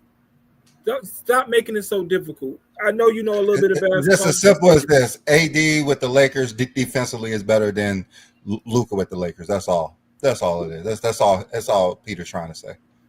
We'll Bottom see. line. That's We'll all he's see. trying to say. Just that's all he's trying to say. I We'll don't see. believe so No, I don't either. So That's crazy. because what Hey, makes you LeBron believes so. That's LeBron said it crazy. from no his no mouth. I LeBron got you. believes What I'm so. saying is what I believe is LeBron that believes it.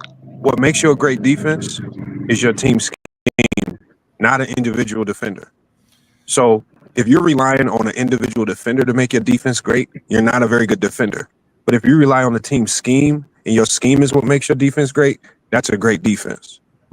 So Yep. if you're saying that they're a good defense solely because AD was Better, there, that's better, still a bad defense. better defense. No, that's I still a believe bad they're a defense. better defense. LeBron believes they're a better defense with Anthony Davis. So, Okay. what Yeah, did he but say? LeBron The believes it. problem is When did Yeah. the LeBron say problem that? is the numbers don't support you. what Just look numbers at is their that? LeBron Because look said at their it I've versus percentages. my Look at their mindset. percentages on pick and roll coverages now. Look at it because first of all, the Lakers have even since the Kobe days, they've been an ice team. So icing is a different coverage for a different action. So I'm only talking about when guards attack the middle of the floor. Ice is when guards attack away from the middle. So the Lakers are always icing. Ice is a different coverage. It has nothing to do with drop. It's for something completely other than what we're talking about, which is why I don't even know why ice was brought up. I just think he's just throwing around terms because he Googled them and he don't know what they so are. what's the Hold difference on. Let me between a hard hedge and a soft hedge? Hold on. Listen to what I'm saying. First of Break all, that down for us. icing a screen has nothing to do with hard or soft hedges. It's a I just know. strategy. I didn't So say. hold on, Did hold I on, ask a hold on. I'm question? about What's to the answer. difference No, between a what I'm hard trying and a to, soft hedge? first of all, nobody in their mama says soft hedge. You went and Googled Doesn't that. First, hold doesn't on. matter. First of all, What's the basically, difference you between a hard hold and a Peter, soft hedge? Peter Backjuice. A hard hedge is the hard hedge is when a big or forward goes, and what you want to do the purpose of a hard hedge is to send the point guard back to where he came from. You do not want to let him turn the corner. You want to keep them out the middle, and by him turning back the way he came from, he can't hit that pick and roll pass, the guy rolling down the middle. So it gives the big time to hedge and then what you call recover. So the big needs to hedge and recover, but the Lakers never really put AD in hedge and recover situations, primarily because one, you don't want to burn him out defensively, and two, as good as he is, I don't trust his speed and his ability to recover out of a hard hedge consistently. So at the end of the day, they kept him in what we call drop coverage. Drop coverage is when you are not hedging. If you're not switching, if you're not hard hedging, you are in drop. I See, don't care where and you. I I don't care disagree where. with Hold on, that. hold on. I don't care where you are. If you are not switching, if you are not hedging, you are in drop. You And see what once I'm you are in saying? drop, hold on, You don't drop. care where Hold the on, player is. hold on, So hold on. if What the I'm player saying is is, 2 feet away from the 3-point listen, line, listen to to what I'm you that's saying. the same thing as being Listen seven to feet what I'm away saying. from the Listen to what 3-point I'm line. saying. First of all, there's three coverages. I don't agree. Okay, so Those are there's two three different coverages. things. There's three coverages for protecting the middle of the floor: switching, hard hedging, and drop. I don't care how you slice it. I don't care where the guy is standing or how you slice it. You're doing one of those three things. There's no fancy terminology for it. There's no where you standing. You're in drop. And I've always said that drop is the worst defense in today's NBA because this is the best guards we've ever seen in NBA history. And I don't care how good you are as a defender. They don't fear rim protectors. They will attack you time and time again if you allow them to get to the middle of the floor, and it don't matter who you are. It could be Akeem Olajuwon. It don't matter. They're going to attack you, and they don't fear shot blockers. Yes, AD's going to get some spectacular blocks every now and then, but does that deter anybody from coming back into the paint? No, it does not. So in Because your these guards are opinion, too good. why was AD so successful against Curry in 2023 in the playoffs? Guarding him in space, First of all, 1-on-1, I'm not saying over and over again. that had what I'm saying is if I go back and look at those coverages, I'll be able to tell you, but I'm not going to sit there and act like I've got the game in front of me. If you have B Lee pull the game up, we can break it down. But I'm not going to pretend as if I got the game embedded in my memory and I can tell you play by play what they were doing. I know they had success versus the Warriors, and I know a lot of it was because AD was really good in those ISO matchups with Steph Curry, late shot clock, even one that saved the game. But how he got in those situations, that's one, he was not in drop. You can't No, be in drop. switch. He got Hold on, no, caught. hold on. It Listen to was what a I'm they saying. switch. First of all, you can't go out there and contest Steph Curry if you're in drop. So obviously, if he was doing really good out there, that means he's actually a decent defender when they're not in drop.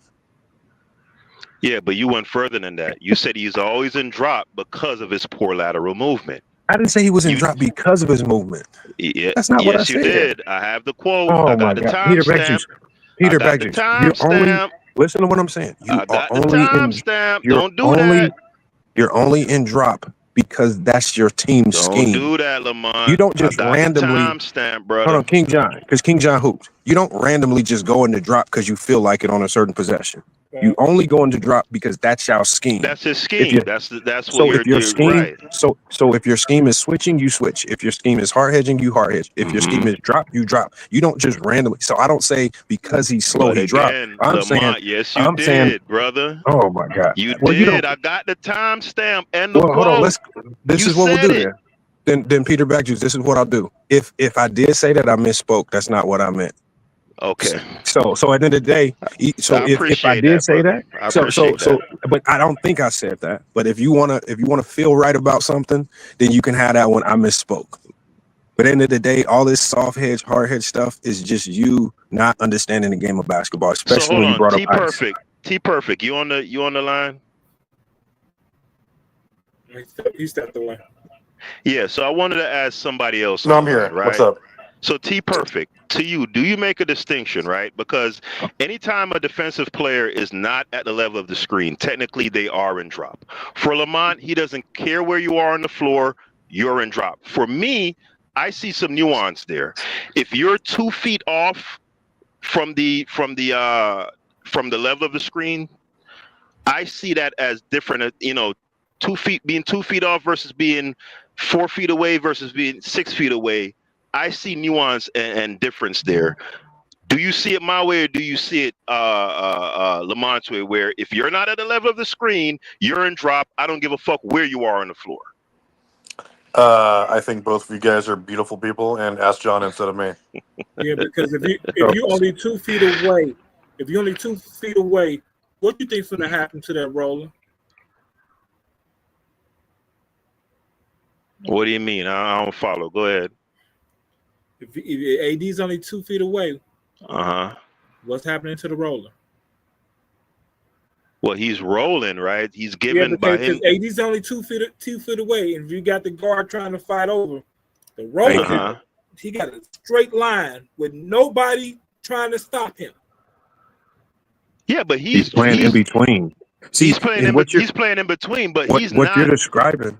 What I'm you're talking describing about the depth of the drop. No, but what you're describing in and of itself is bad defense, because the worst thing you can do in the pick and roll is be the play in between. So the best thing about switching is so even the guy that switches onto the ball has a role, right? Your role is to what?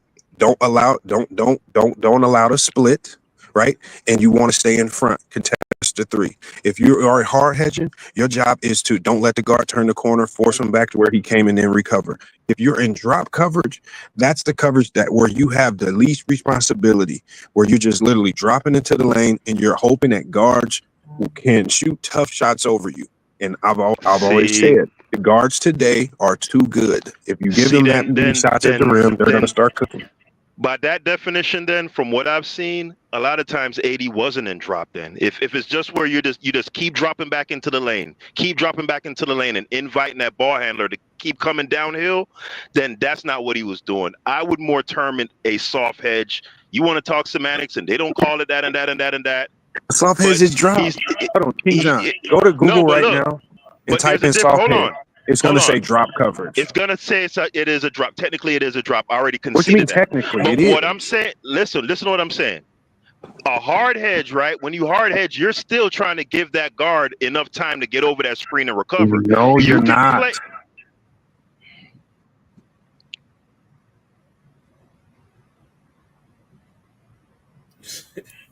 So listen, you say a hard hedge is sending the ball handler east to west. No, the hard hedge is sending hard hedge is literally sending the ball handler. You want him to go back to where he came from. You don't let him turn the corner and get middle. Right. So east to west. So you're saying go backwards? So the best hard hedges, you're gonna either make that ball the point guard pick up his dribble, or he's gonna reverse dribble and go the other way back to where he came. That's the purpose of a hard hedge. And that's listen. With a skilled ball handler, quick guys in the league, and how often is that going to happen? How often are you going to send back Trae Young, picking up his dribble or going because backwards? What happens is the best defenders like Bam Adebayo is really good at it. So what happens is when you do send that guard back to where they came from, now that initiates your ice, because now you're sending them away from the middle, and now your big goes into immediate ice where he's icing the ball, and now your guards are going into ice because it's going away from the middle. So when you successfully hard hedge, it activates your ice, which is what you want. You want that ice activated.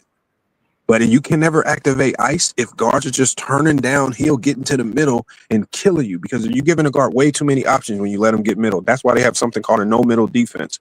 How do you think Houston beat Duke tonight? They go no middle, everything. You're not doing nothing in the middle of the court. We're pushing you away and we're icing everything. So I didn't watch that game either. Bro, and that was a hell of a comeback they made. The 13-3 run at the end, hell of a comeback by Houston too. And then on them hard hedges too, Lamont, your back line got a lot to do with that too. It's not just those two guys that. Yes, it does. That's easy. Strong side picks up roller. It's simple. I mean, everybody has something to do. It's easy. It's easier to defend. In today's NBA, hard hedging is more effective. Today's NBA. Now, other eras, maybe it's a switched up. But I'm just talking about today's Why, NBA. The way the why do guards so attack. few teams run? Because all right, when I saw the Lakers had so much success against What do you mean, Denver, so few teams? A hold lot of on, teams hard I don't hedge see a lot of teams hard hedge. Not even the because Thunder you I don't really watch a see lot of do. teams. You know what coverage I see mostly from teams nowadays is switch.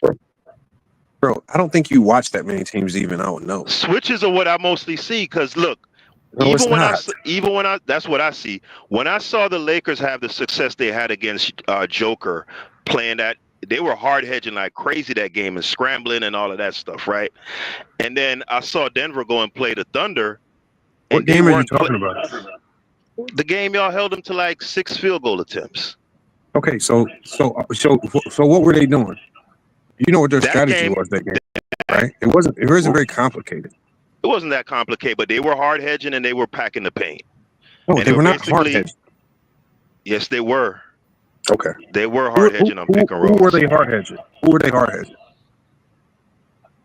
Did Murray play that game? Whoever the guard was, I can't remember, but I do remember Vandy coming up high on those screens a lot. They were hard hedging, and then on the backside, every man had a foot in the paint. So King John, and they were running something called a triangle and two. That's what they were doing.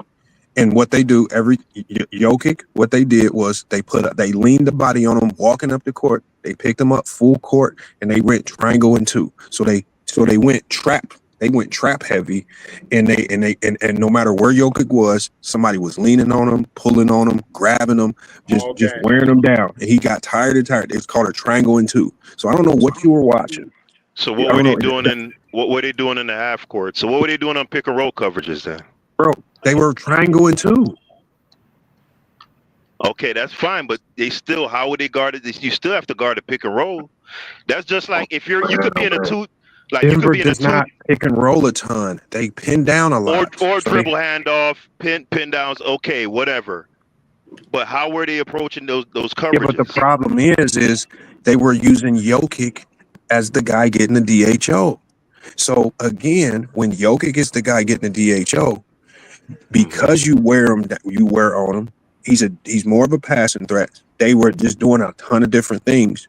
They were doing what I call is doing your work early before you even touch the ball. They had done their work out of the triangle and two, beat them up, lean on them, push them, grab them, do all that stuff, push him to places on the court he don't want to be. And it was the physicality, because y'all say there's no physicality in the game. It was the physicality that led to Jokic. I don't think it was the physicality. I know, because you didn't watch. A lot of from what I saw that game, more than anything was them denying him the ball. Yeah, but you said they were switching that game. So what were you watching? They were putting I said the Thunder. I said a few games. I said a few games later, I was expecting the Thunder to employ a similar strategy, but instead the Thunder just did a lot of switching when they played Denver. I wasn't talking about it. You keep trying to have these aha moments against me, dude. Your fighting style, I know your fighting style, dude. Like, it won't work. I see through it. Okay. If that's what you think it is. You know what I'm saying? Your little fighting style, it's been downloaded, brother. So first we're talking about Denver. So first we're talking about Denver, LA. So now you're talking about Denver, OKC. Yes, I was making a point because he said he wasn't talking about that. He was talking about the Lakers game. Yeah, he was, because he said the Lakers were switching. King John, bro, I was listening. I ain't said nothing. Put the pom poms down, brother.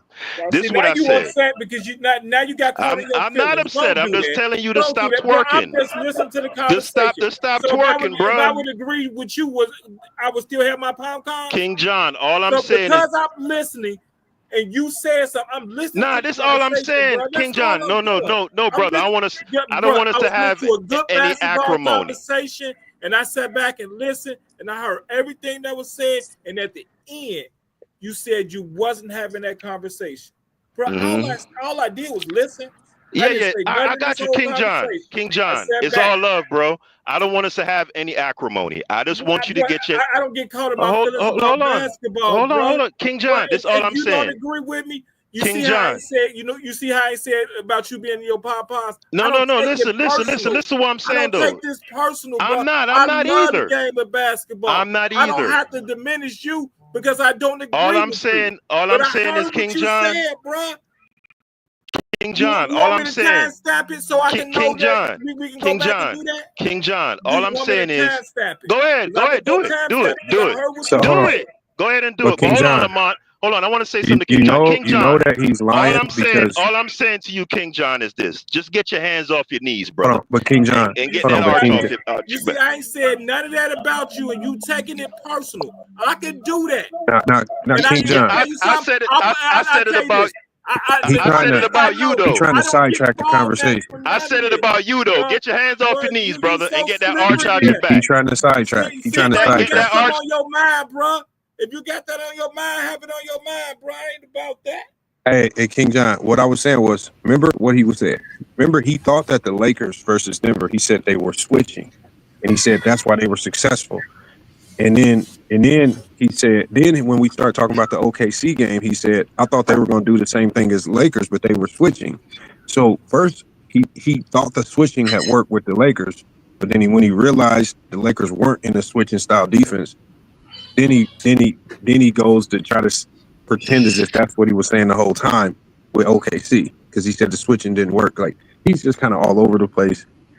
I mean, I wish he wasn't so invested in just trying to be right as opposed to just it is what Lamont, it is. now that I have you here, I got to ask your favor, man. I've been wanting to reserve a time slot on your show so that I can give a Johnny the smoke on a certain topic we've been discussing. Just let me know, man. You let me know. I've sent you so many messages. Where you send me messages at? Well, I don't know if it's you still, but I send them to the chat, the Discord, FYF. Oh, here. I'm gonna put my number in the private chat for you because Okay. I don't be on Discord like that. Okay. And that way you can text me. All right, guys, it's been a long show. Thanks for showing up, Lamont. Yeah. Appreciate it all the time. That was great. Yeah. Hey, hold on, Billy. What's the name of this show? Because this is the second time I see y'all run this on Saturday. The I radar. actually like. Yeah, that's the pretty radar. smooth. I like that. Yeah, the I radar. like that. Yeah. We love you, Lamont. We're big fans. Nah. I don't even really stream like that no more, man. I don't have time. I got to make sure we don't choke the championship away again next week. Dude, people have been asking Lamont literally like on every show that we do on Sundays. They're like, "Where the hell's Lamont? Like, where's his content?" I mean, I'm gonna start after our season ends next week. I'm gonna probably get way more consistent, but I just gotta lock in right now, man. For sure. I'm Understood. dealing with so many egos on this team. Like that's what's gonna be our demise. All our egos. We good. We number 2 in the country, but we got egos like a motherfucker. There you go. All right, gents. Yep. All right, All right, then, y'all. guys. All right. See you guys next week, same time, 9 p.m. Eastern Standard Time. All right, we out Catch here. you guys tomorrow. Yep. On Go Right, James everybody. King, 12 p.m. Eastern.